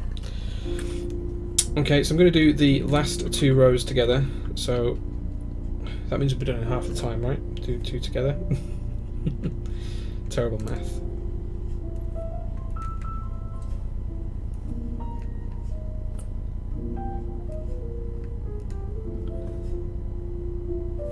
Okay. Oh, you have 2 sets. Excellent. That's really good. The strategically placed camera cover, the tape roll with all the secrets inside. It's not, it's just, it was on the desk and it was just easier to hide it that way. It's actually just full of screws that are from Mr. Petrov's Allison boards. That's what it was. I just happened to pop the keycaps in there just before the stream. But it's no real secret anyway. I've mentioned it on Top Clack a few times. And who knows, there might not even be the demand there for it, so it might not go anywhere, but we'll see. We will see.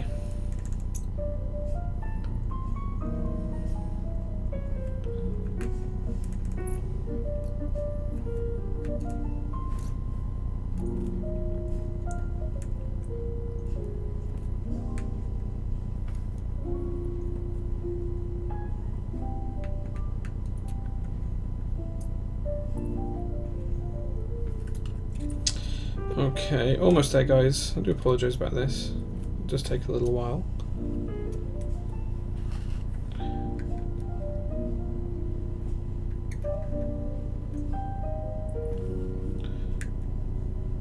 Just finish off the final few switches now. Then we can test the PCB, and then from there we can move on and put the board together. Put some keycaps on it, and then do a bit of a sound test, give the board a J score, and then we'll finish up the stream from there.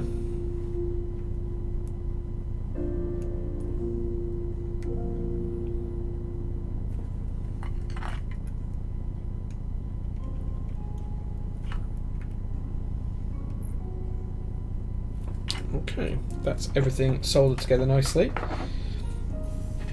Next job is to change my drink round and grab a soft drink because the coffee's cold and I'm thirsty.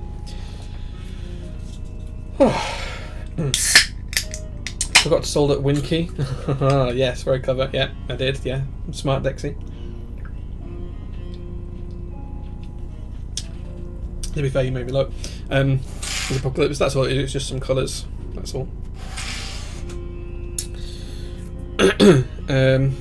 I think we're all soldered up there. I'm just going to have a look through, make sure I'm happy with all of those solder joints. Make sure that nothing looks like it needs retouching up or anything else. And I will clean the PCB down before I send it to Mike as well. But that's all looking really rather nice and tasty. Flip it back over, and there we go. You can see that that's all put together well. I have to go. Enjoy the rest of the stream, gang. Thank you very much, Querdenker. I'll give you some tracking hopefully the next day or so with the package. Okay. So now we've done that, guys, it's now time to start to put the board back together. In fact, actually, no, we should test this first, actually.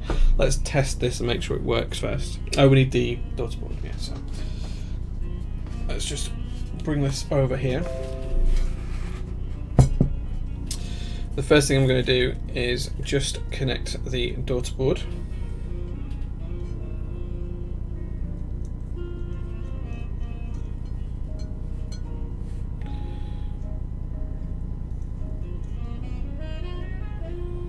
There we go.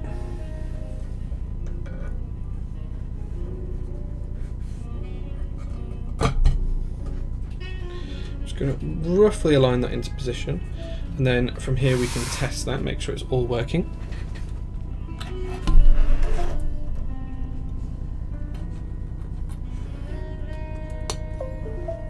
Okay, so we can hear that light up. Let me just grab a switch hitter up, and you should be able to see the switch hitter at the top of the screen. I'm just going to go through key by key now, make sure everything works.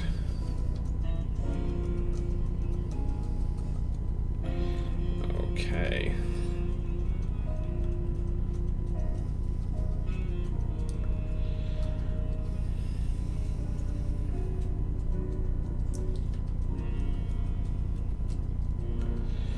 Okay, I realise I've got the ISO one up, but it's fine. We can work out if everything works from here. Oh, you saw the canoe change because I put caps lock on.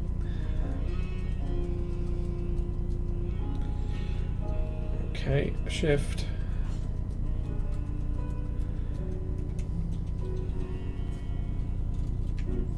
Those are all working as well. Control Alt, spacebar, Alt and Control. So there we go, everything is working successfully. There's no layer key on here. I think if you split this, that becomes the layer key there, but we can configure that how we like. These are MX clears, which have got 55 gram springs in them, also known as Neb says as ergo clears. There we go. So there we go, guys, that's that put together. The next thing we need to do is put the top piece on so that we can start to screw the board together. So I'm just going to move this out of the way, and then I'm going to pop this down and take the top case. Going to slide this over the board, just like so. Going to reach over, grab hold of that just there. I'm going to flip this all over. So you hear the screws on the inside drop, but those they're not going to drop out of position. Those are the ones that are going to hold the plate and everything together. Then we're just going to pop a screw in this corner here. I'm just going to tighten that down, semi-tight, not fully tight, just until I feel a bit of resistance. And then we're going to do the same in this top corner. Again, diametrically opposed as always. I'm just going to push that down.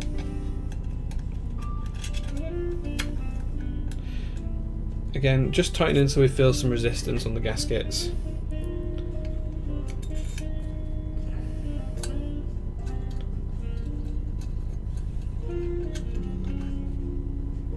So not too tight. And the reason we're doing this is just so that we can align the plate on the inside shortly. Okay.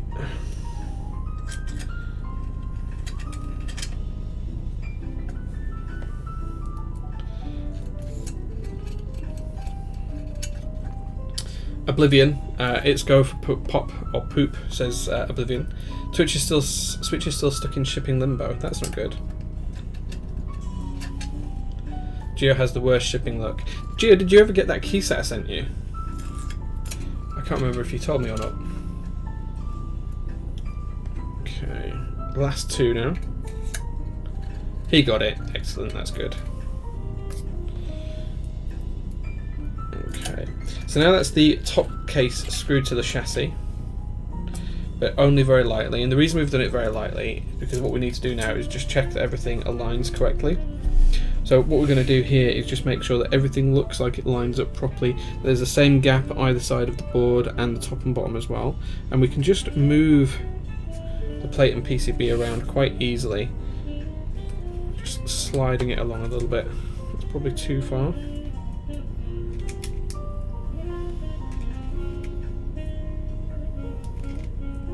Just adjusting it ever so slightly.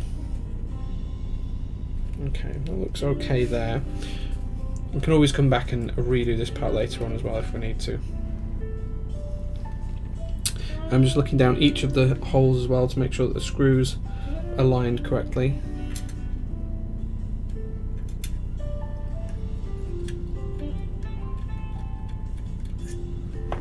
Okay. All looking good there. So I think that's pretty much aligned as close as it's going to get. The next job then, guys, is to flip this over again. No, that's not VIA on the monitor, sorry, let me get rid of that. That was switch hitter. That was just testing that all of the switches work correctly in the board. I'm going to take this nice brass base and we're just going to... Oh, in fact, actually, we should just tighten these up now we've got everything lined up. Let's just tighten these up a little bit more.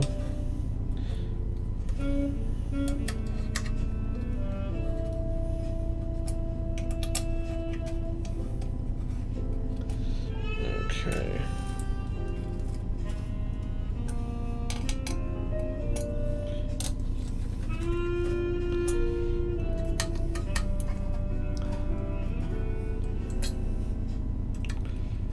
Canadian customs is a nightmare apparently. It was half open, I was worried parts fell out and you confirmed singles are... Yes, I did, sorry, yes, I do remember that now.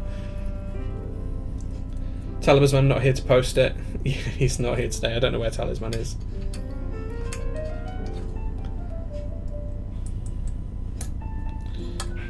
Okay. Okay, so that's all of those tightened back up. Now we can take the base plate and we can put this into place.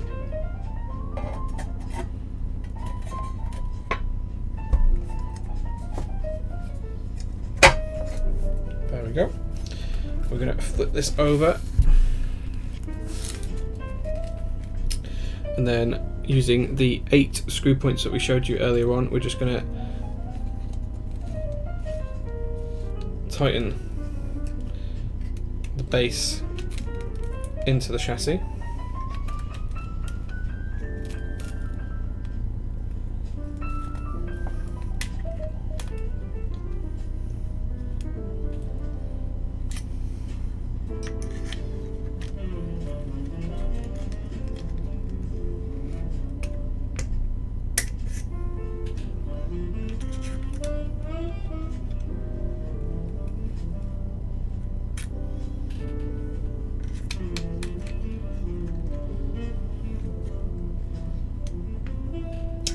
Okay, last one, and then there we go. That's the board now all put together, guys. So as you can see, it's rather a snug fit. Just not quite aligned there. Hold on, let me just.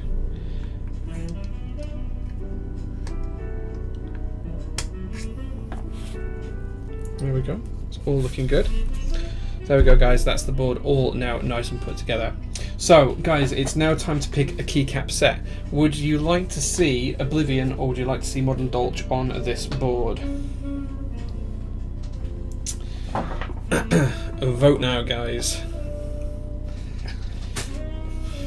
I'll give you guys a couple of seconds. The Oblivion is the white alpha version, just so you're aware, guys, as well.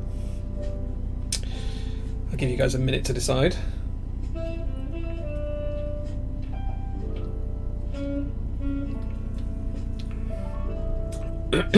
Lots of votes coming in. Seems like most are for Oblivion, but we'll count up in a second. Lots of people saying both. Okay.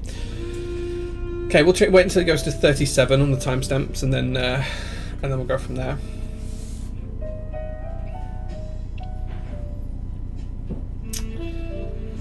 Okay, so it's at 37, so we're going to stop at Cyber Sams. So 1, 2, 3, 4, 5, 6, 7, 8, 9, 10, 11, 12, 13, 14, 15, 16. 16 for Oblivion. Sorry, Abek, you're just a little bit too late on that one. We stopped at Cyber Sams. But then for Modo, we've got 1, 2, 3, 4, 5, 6, 7, 8, 9, 10. So 10. So I'm afraid Oblivion gets it. So we'll put Oblivion on here. So just to prove that I did have both to one side here. There you go, guys. Oblivion and Modern Dolch. Propsy unhappy with that decision. Gosh, this board's so heavy. We'll, once we've put the keycaps on it, we'll weigh it and give it a good view as to what the overall weight is.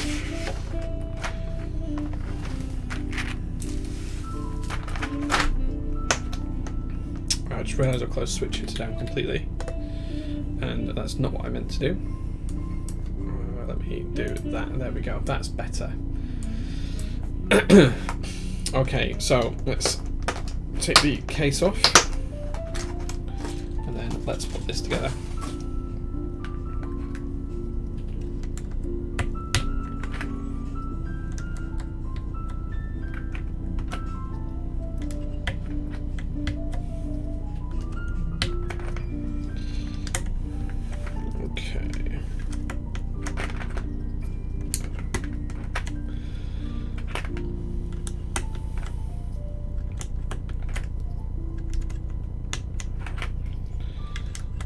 Probably just needs a tiny adjustment this way, does the plate. We'll fix that before we send it to Mike. A very tiny adjustment.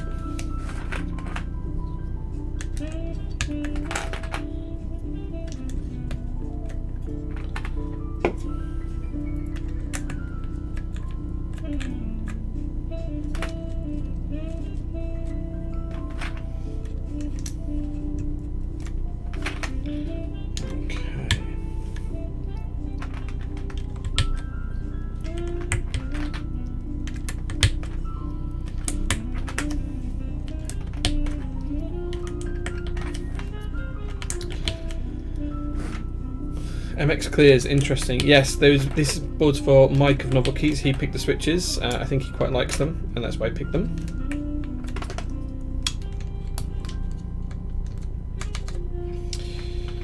Okay. The next thing that you guys need to decide actually as well is what colour key do we use for the pipe key. Do you want to use the mod coloured pipe key, or do you want me to use the alpha coloured pipe key?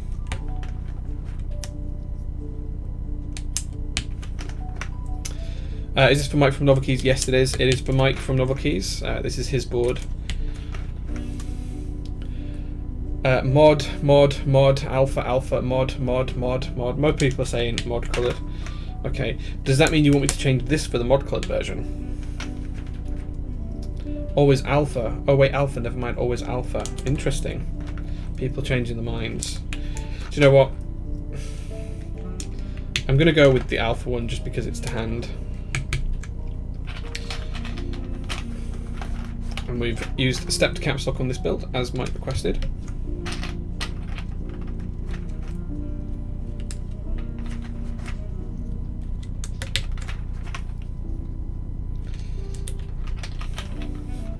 You saying gross geo at the stepped caps lock?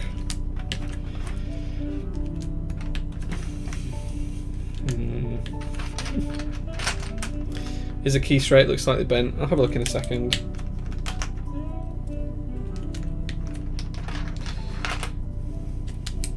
Could just be the camera angle or anything else, but I'll take a look in a second. Which key do you mean? The slash one. Okay, I'll take a look at that in a second, guys.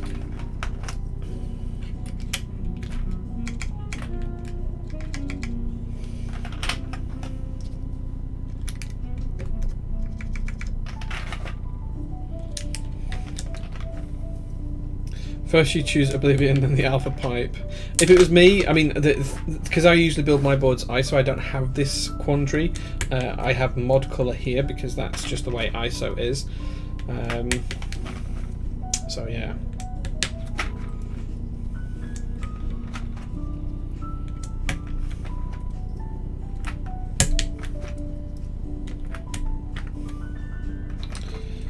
Okay.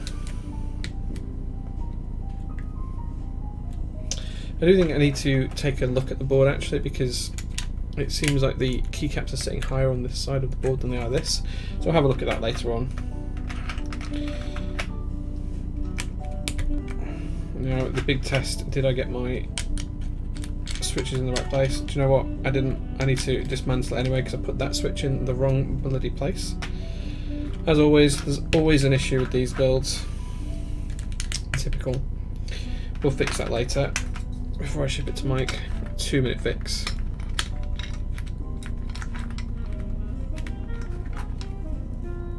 Do you know what, we did it with the spacebar as well. Right, okay, guys. So we need to fix this now. Okay. So let me not put the arrow keys on, but I'll get them to one side. I don't know, 2 switches in the wrong spot. Who'd have thunk, guys? J, please.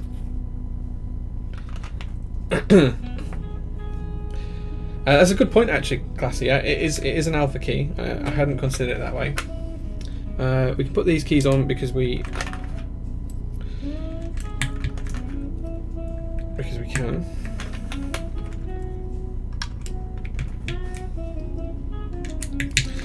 Don't need to remove those for the screws. So let me just take out the keycaps that I need to. Oops.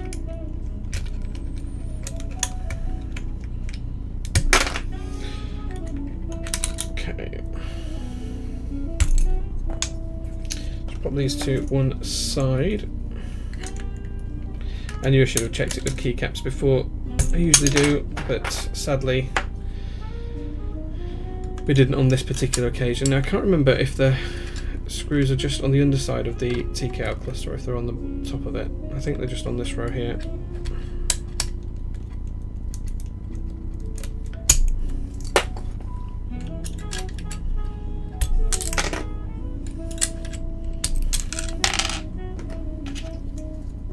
Put these to one side.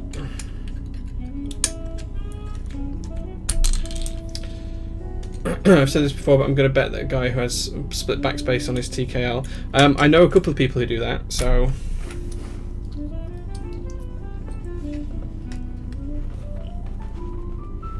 Okay, so it's the F row we need to take out here, not that row. Let's just pop these keys back on because we can leave these in situ.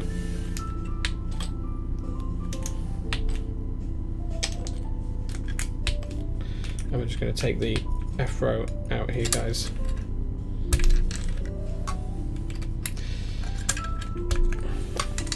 And then we'll just make sure that the board's aligned a little bit neater, because there is something that's just holding up this side. I suspect I know what it is. I think it's the cable for the daughter board, just from where things are positioned. I could have sworn I tucked it in nice and neatly, but I think it may be slightly out of place. Classic. So there's 2 things that I did. I soldered in this switch in the wrong place, so I just need to fix that because I didn't check it with keycaps beforehand. And as well as that, there's something just holding the board up at this side. The keycaps are slightly higher, and they're not sitting correctly. So I'm just going to address that as well.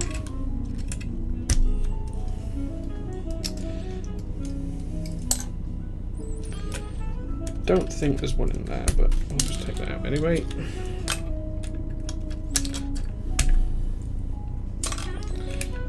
Okay, so we can leave the rest of these switches, the keycaps in place, and that'll help with the alignment we're putting back together. So the only other thing I'll need is that key and that key. There we go.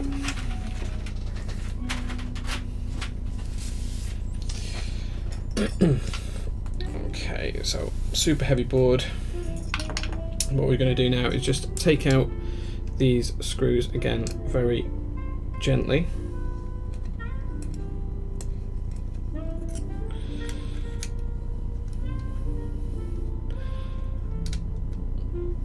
HHKB backspace is the one true backspace. I think my view is if I'm building a TKL, I'd want that classic TKL look. I know I'd have it ISO rather than ANSI, but I think I definitely prefer the classic TKL look of having full backspace.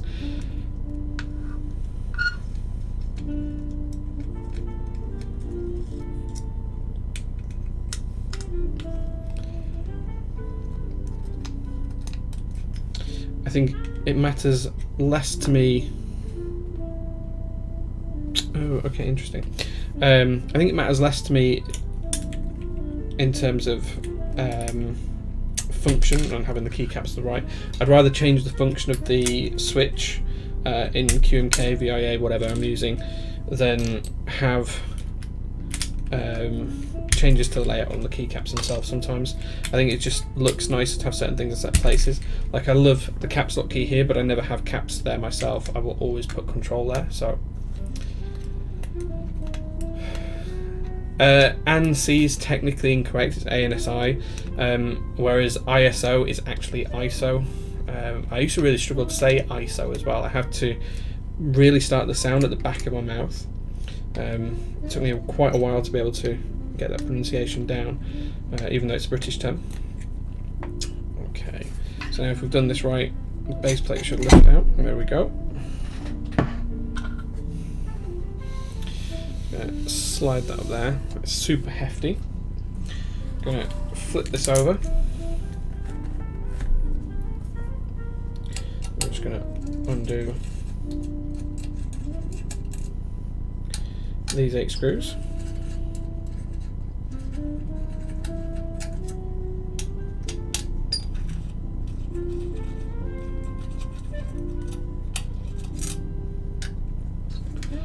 April Keyboards, thank you very much for the 3-month subscription. Damn, that's a big caboose. It absolutely is. Yeah, I have to pronounce it as the 2 words in my head. J-score will be interesting for this board. It will be. It won't be too far away from the J-score. April lurks a lot. Nice one.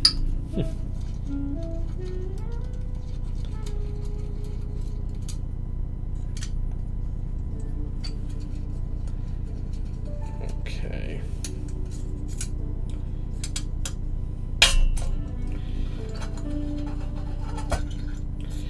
There we go. So I'm just going to try and lift this up as one piece and tip these screws out.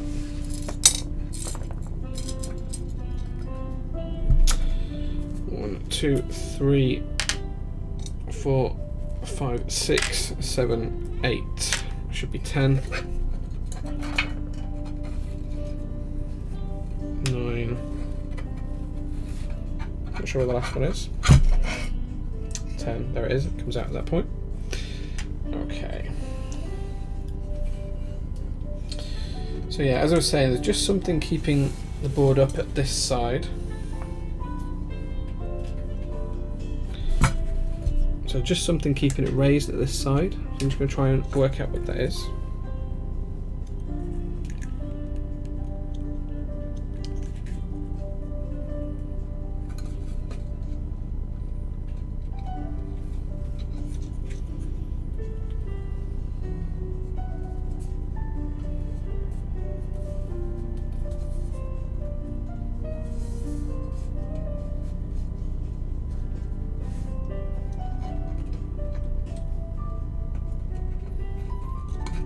Yeah, okay, interesting.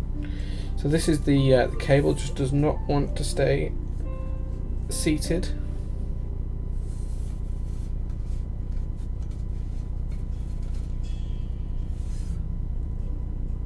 Okay.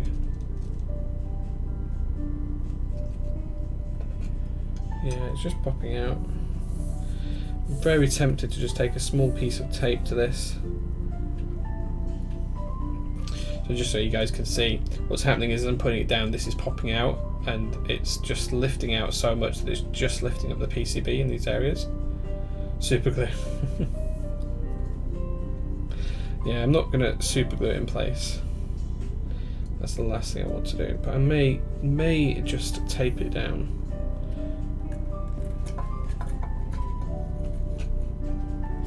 Okay, no, there we go, we've got it. It has now stayed in place.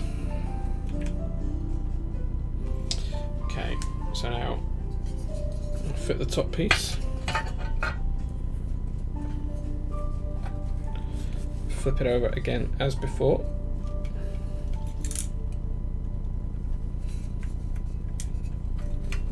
And then I'm just going to put a screw in each of the corners. Just semi-tighten this. Just until we feel a little bit of resistance.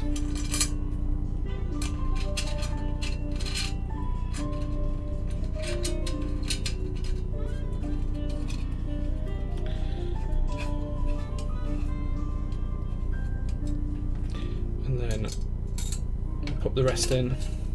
I'm not going to put them all in just to begin with. I'm just going to put one in each corner. Then I'm going to align it, and then we'll make sure that we've not got anything trapped again.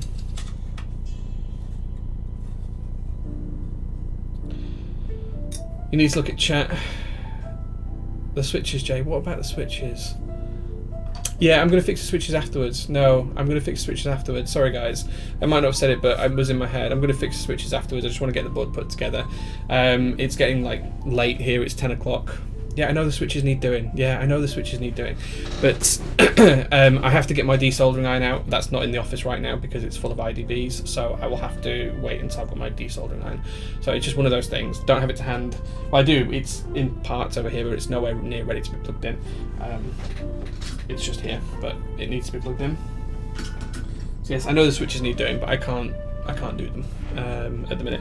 So we'll have to do the sound test without spacebar, I'm afraid.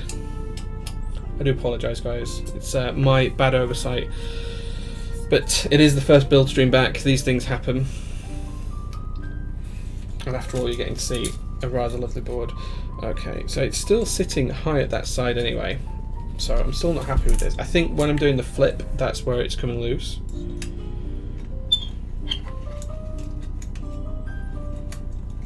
It's more important for me to get this right in terms of the rest of it. Sorry, I should have said.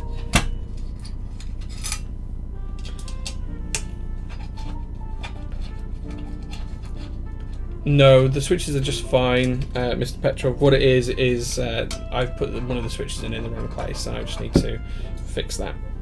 But I will have to do that off stream. I just want to get the board put together in the right manner.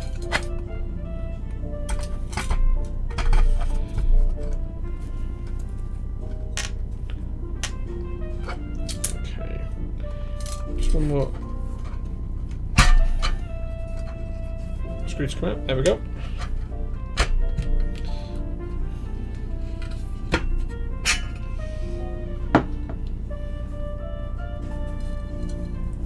So I'm just going to try and double check that everything's correct. So everything is together correctly.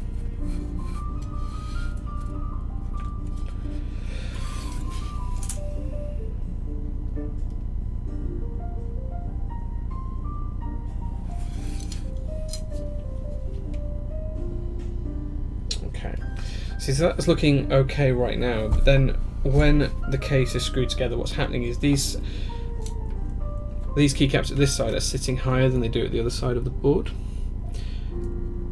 Everything looks like it's lined up correctly. Everything's in the right position.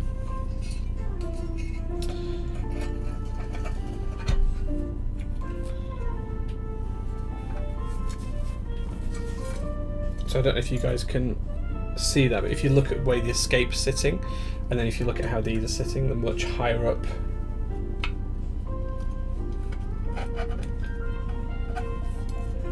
Let's see if we can.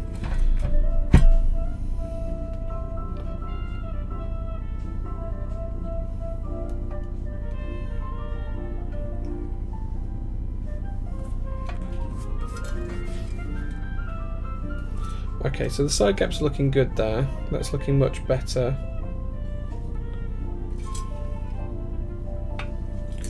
Okay, so what I'm going to do is I'm going to let the board own weight hold it in place this time.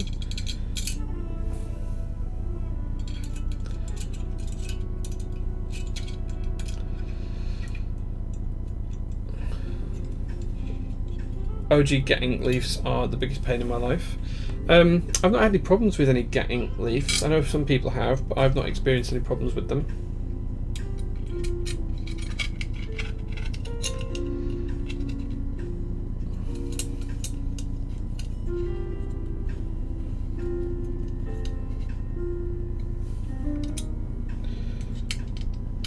Okay, now this is screwed together. I'm just going to see how that looks. Okay, that's sitting together much nicer. Okay, yeah, that's much better from that perspective. As I say, I'll have to fix the switches off stream, guys. I do apologise about that, but I just can't desolder right at this minute in the office. And the last thing I want to do is try and do it with a normal soldering iron on a board this expensive. So I'll have to get the desoldering iron out later on.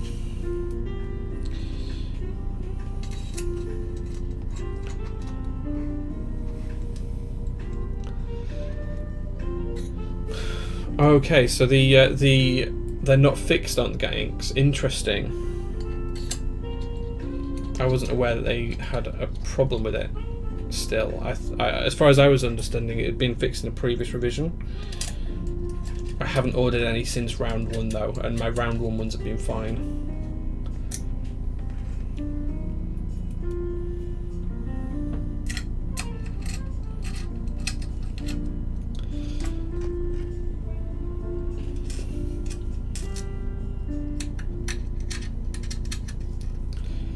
They'll clear out old stock first. Possibly, yeah.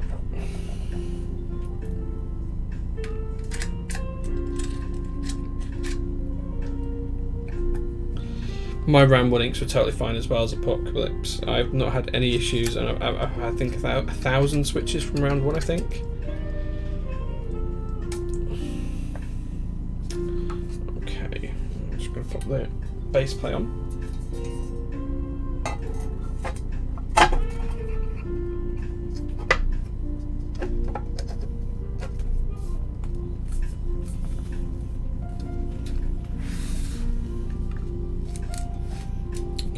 Looking good.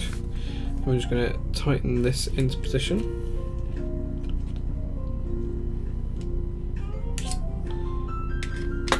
Vogon's going to order 100, but he's going to wait it out.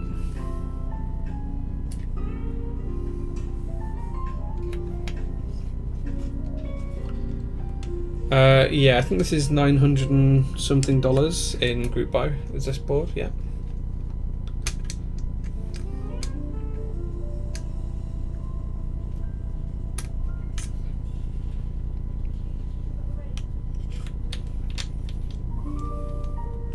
If you feel like buying either of us a beer, the notifications come up there. I'm just reading everything out loud now.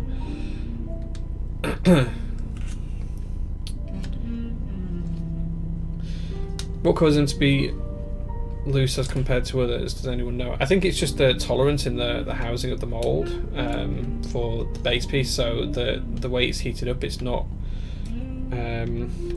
adhering to the leaves as much as it should do.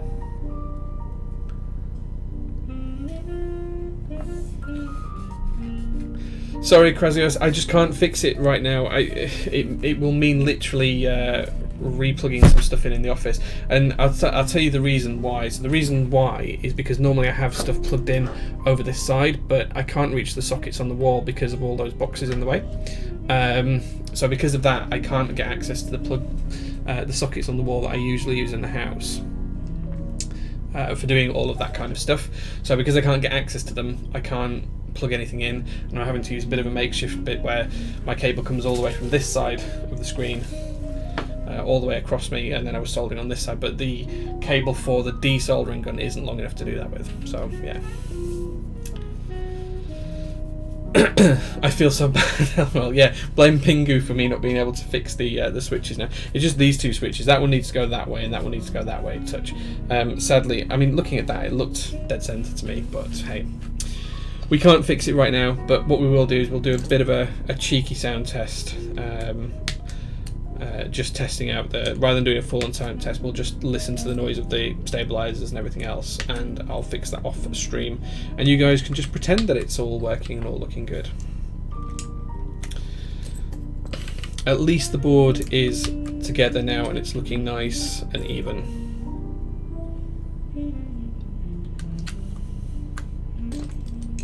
That's wrong.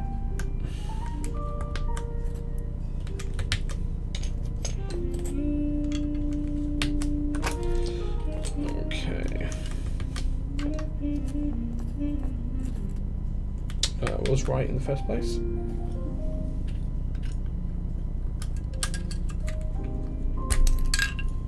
This sounds like a you problem, Jay. Oh, it's my problem to deal with. I just need to ship the boards and then I won't have the issue. But I was waiting for the bump-ons and everything else to get shipped through, so they arrived just the other day. So I put the camera over the missing keycaps during the test.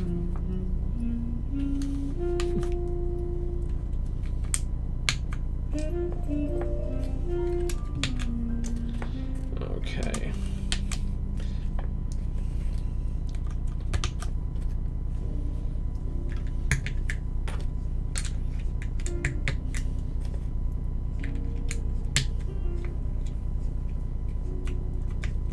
It's interesting how much flex the plate's got in it, given the design. So just so it doesn't trigger anyone, I'm not going to put any of the bottom row in, and then you can just pretend that it's all fine, it looks good. So yeah, we'll go like that.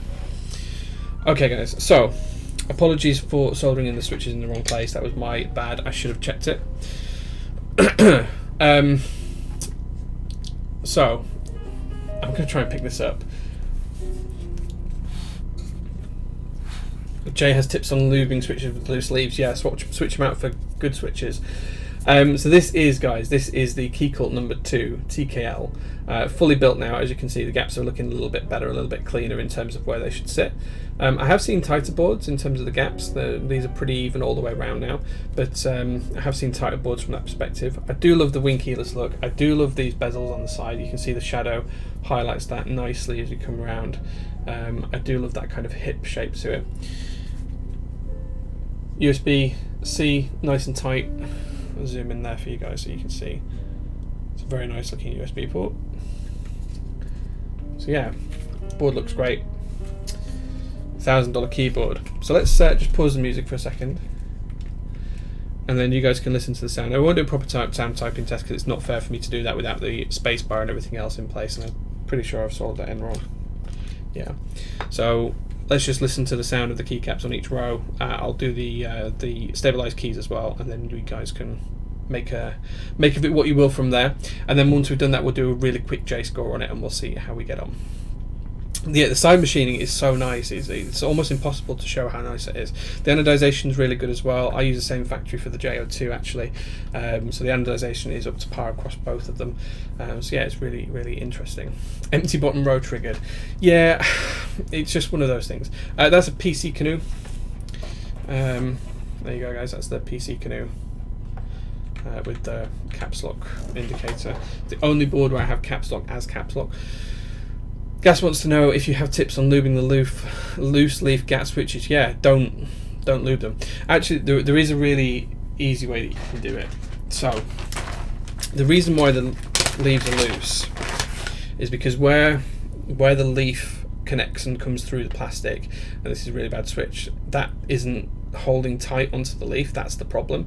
So what you can do is you can run a thin bead of solder up the length of the leg, so it will still fit into PCBs and plates and everything else. You won't go in hot swap boards, but what you do is you just solder just up the leg, and if you do that on both legs, what it'll do is it'll just hold it in place. Once you've done that, you can then go and lube the switch as normal. Now sometimes you might need to use a pair of pliers on one side to pull the leaf out and then run the solder up the other leg and do it that way, but yeah, that's the way to do it. If the loose, that's if it's falling out. A lot of the time you'll find that they're loose. If you push them and prod them and poke them, they'll come out, but if you just don't touch them, they're fine. If you kind of pull them into place, they'll be alright as well. But yeah, that's what I would do if you're really struggling with them. I just put a thin layer on it. The ultimate solution though is just change them for good switches. That's the better way to do it. What soldering iron is this? It's the TS100 in copper. It's a good old soldering iron. I've used it for about 2 years now. Multiple different tips. Custom USB firmware. It's pretty good. Pretty good.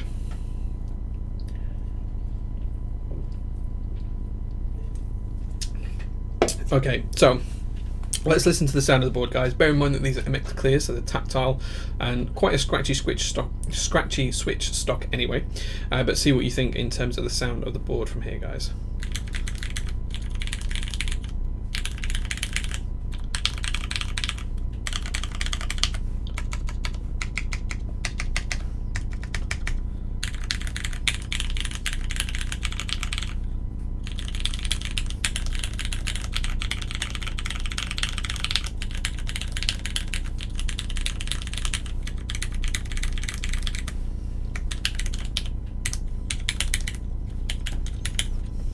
It's so hard to type without a spacebar.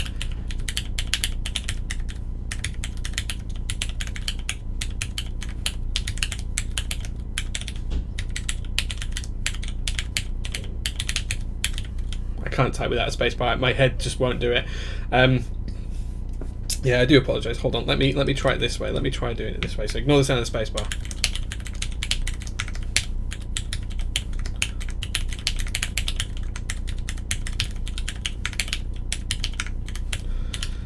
I just can't type. It's just too off jarring, I'm afraid, guys. But you can hear the sound of the board anyway.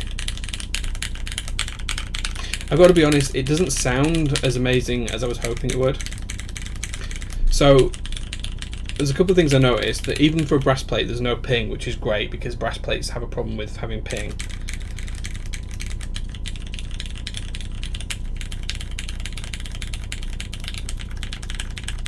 Can you compare sounds like JO1 if you have board with the same switch? I don't have a board with the same switches. I've never used these switches in a personal build. I can compare it to the JO2. So this is these are completely stock inks in this board, and this is gasket mounted with carbon fibre plate.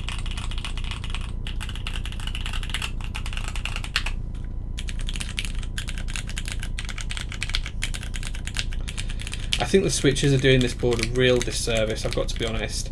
I know Mike likes these switches and they are tactiles, but I just feel like they do the board a terrible disservice because they just don't sound great.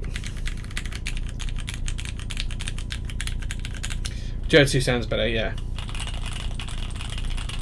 The thing with the J series boards is they were built around sound. That's how they were developed, so it's very difficult for me to compare one against the other. But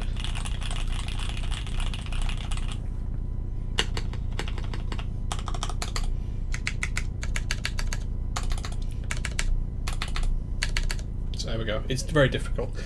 The switches are really scratchy. I think doing this is a disservice. I might ask Mike if I can build the spare PCB and plate with some of my switches, and I might put some lubed Gateron linears in there because I think that would do the board much better justice. So Mike, if you're watching, give me authorities to do that. I'll do another build stream and then we'll do it from there, because I feel like these switches just don't give the board justice. I mean,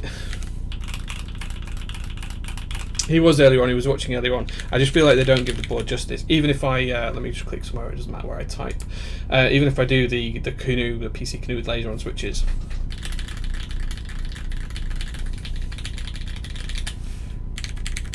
These switches just are not doing it any good. And I don't think it's the brass plate necessarily, because there's no ping.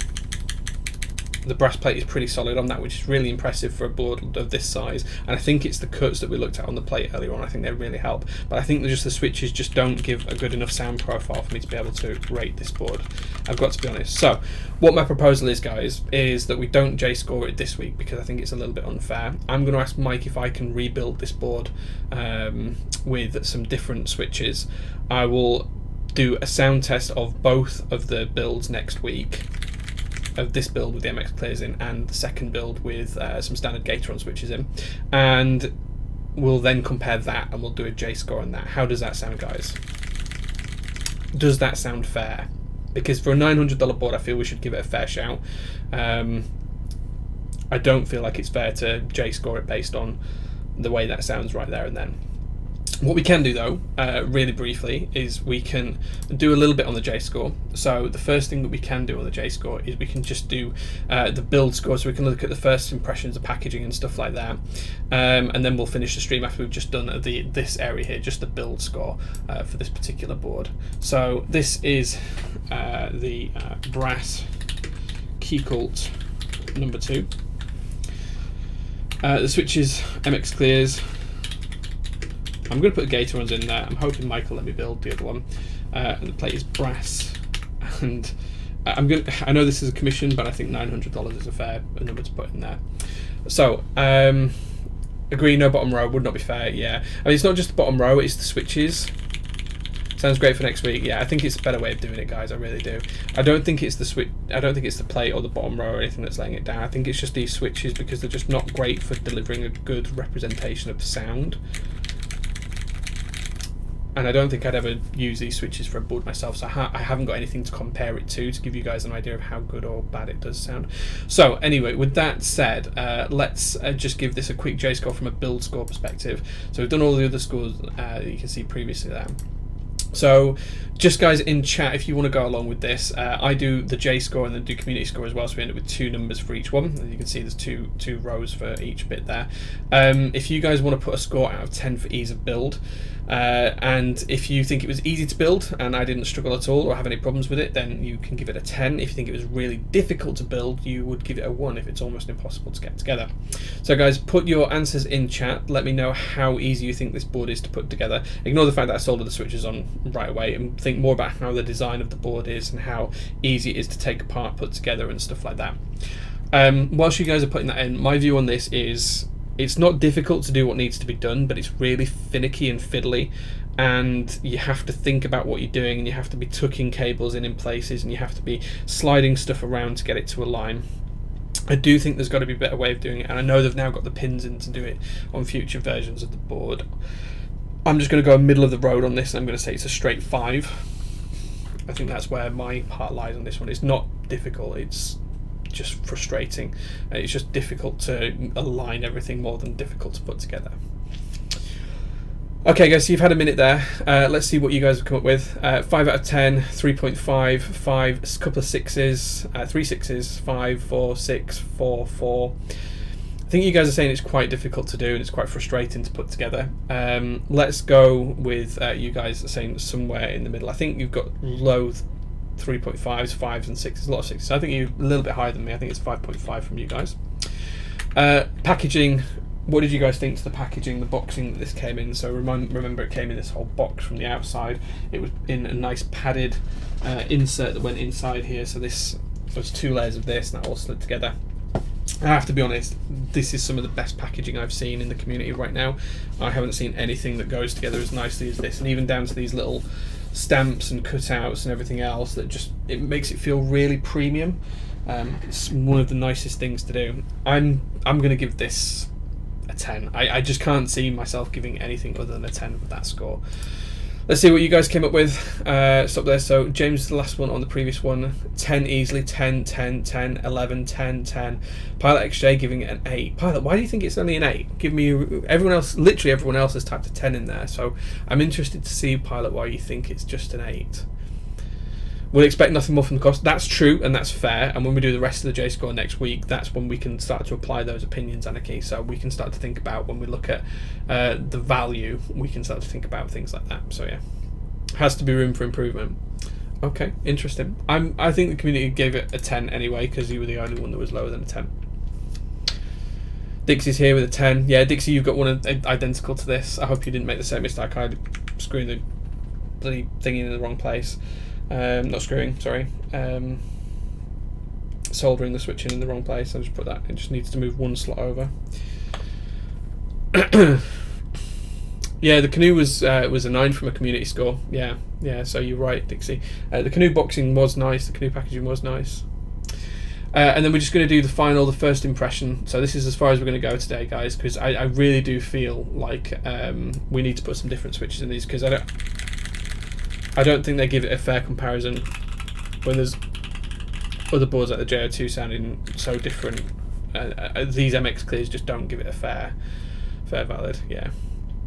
There's also a sweet card that came with it. Oh, you didn't include the card, Mike, so I didn't see that. But Mike, one thing I want to do is I want to give this a fair J score, Mike. So can I build the other plate and PCB with some different switches, something that's a little bit more normal in the high-end world? Can I do that for you, Mike? Is that going to be okay if I build that up between now and next week's stream? Then we'll compare both builds, because you have got a spare PCB and plate here, and I could put some nice Gateron linears in there and do that. If you have plans for that, then I won't, and in that case then we just won't J-score this particular board. I'll wait until I get my personal number 2 and we'll do it from that perspective. Whatever you want to do, excellent. Thank you very much, Mike. Appreciate that. I will do that other build and then we'll finish the J-scores off next week. The final one we'll do today then is first impression. So Dixie, I know you've got one of these as well. So for those guys that were watching when I unboxed this a couple of days ago, last week on stream, and for those guys that are here when I took this out of the box today, what was your first impression of it? Mike, when you opened this board up, what was your first impression of it? Give me a score out of 10. 10 is excellent, 1 is terrible. So I have to be honest, when I opened up the boxing, I'd only seen the original prototype build from a number 2. I hadn't seen any of Teihei type's builds. So the boxing itself took me by surprise. I was really impressed by that. The first impression of the board is everything is sleek. A-stock means something with these boards. It's incredible. I can't see me giving anything other than a really, really high score for the first impression. When we consider that the I think it was the PC whale was a 9 from a first impression. Yeah, so we did the limb whale 8.5 and a 9 we got from the community scores here. I can't see the brass Keycult being anything lower than a 10 from that perspective, for me. So everyone else has gone with a 10. Mike's gone with a 9.5. I'm interested in Dixie because Dixie's another owner of this. Krasios says 9 purely because they don't like TKLs. That's a really fair comment. James says 10 as well. So I think the average here is 10. Dixie, if you're still watching, give me a score out of 10 for your first impression when you open it up. Yeah, it's first impression when you unboxed it. When you first looked at it, Dixie, your first impression of when you looked at the board. I want you to be as picky as you want. You're one of the few owners I know of these boards, so yeah, be really picky. Give a solid score. Give the score first, and you can give your reason afterwards. Couch says 9.5 as well. When I saw one in person, I would give it an 8.5, but a 10 is impossible IMO. Interesting. See, I think for me it is a 10. It was just very, very impressive. Just unboxed it. Unboxing experience was 9.5 from watching because the foam was kind of hard to get out of the box, but presentation is a 10. So Philo, no, this is actually Novel Keys board. This is Mike from Novel Keys board. I'm going to do another build for this because I don't feel these switches show off the board to its best, and I'd feel like I wasn't giving it a fair judgment call if we finish the J score from this. I think my score's a 10. I think the community is probably slightly lower with Dixie's and everyone else's scores involved, so I'm going to put 9.5 down for that, but it is really, really interesting. In normal person marks, a Dixie 9.5 is a real world 15 out of 10. That's fine. I can't give it a 10 because I know Keycult will blow our minds in the future. Well, it's a score in the moment, Novel Key, so you're taking the score as you know it right now. If something else resets it in future, well, it's the same as when people review video games. People give a video game or a film or anything else 10 out of 10. That might get blown out of the water by something else, but at the moment and the time in which it's set, when you take the scores, that's when it really matters.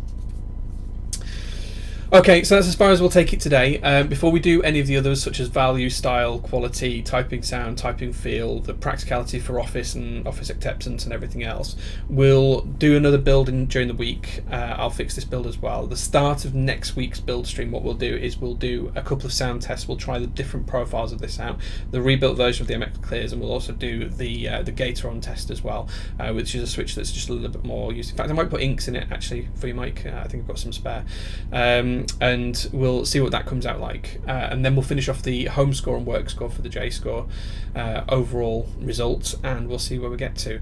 But I do have to say, this is a thing of beauty. It's also really heavy. I'm just going to wait for you guys just before we finish up the stream because it is incredibly heavy.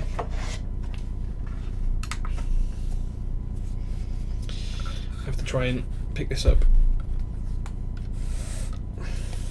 So in grams, this weighs pretty much on the nose, fully built, 4 kilograms. That's £8 13 ounces, give or take, which is pretty hefty. Inks would be good for me. Yes, I will do that. Yeah, Nixie's in it. I don't have any Nixie's spare. I'll do the other build for you then, Mike, and we'll sort that out afterwards. But yeah, I'm thoroughly, genuinely impressed with this board, and I can't wait to have my own at some point because it's just genuinely really nice. Okay, so yeah, inks. Wait, what happened? So Straight Classic, what we're going to do is we're going to actually rebuild the board next week. It is the brass bottom Philo. So we're going to rebuild the board with the spare PCB and plate next week because I just don't feel like these switches are going to give it a fair test.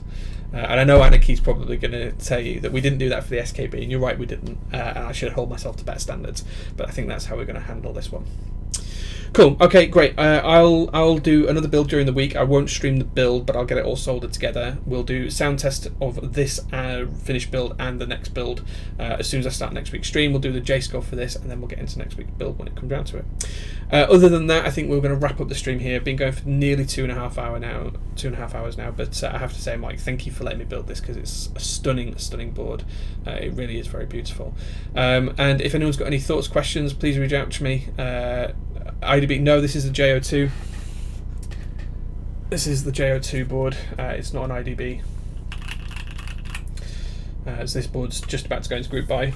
The IDBs are all shipping next week, and extras should be up by the end of the month. But yeah, thank you very much, guys, for watching. I'll catch you all later. Sorry I didn't get to finish off the J-score on this one and finish the build. I will make sure we rectify that right at the start of next week's stream. But thank you very much, guys, and I'll see you later. Bye-bye.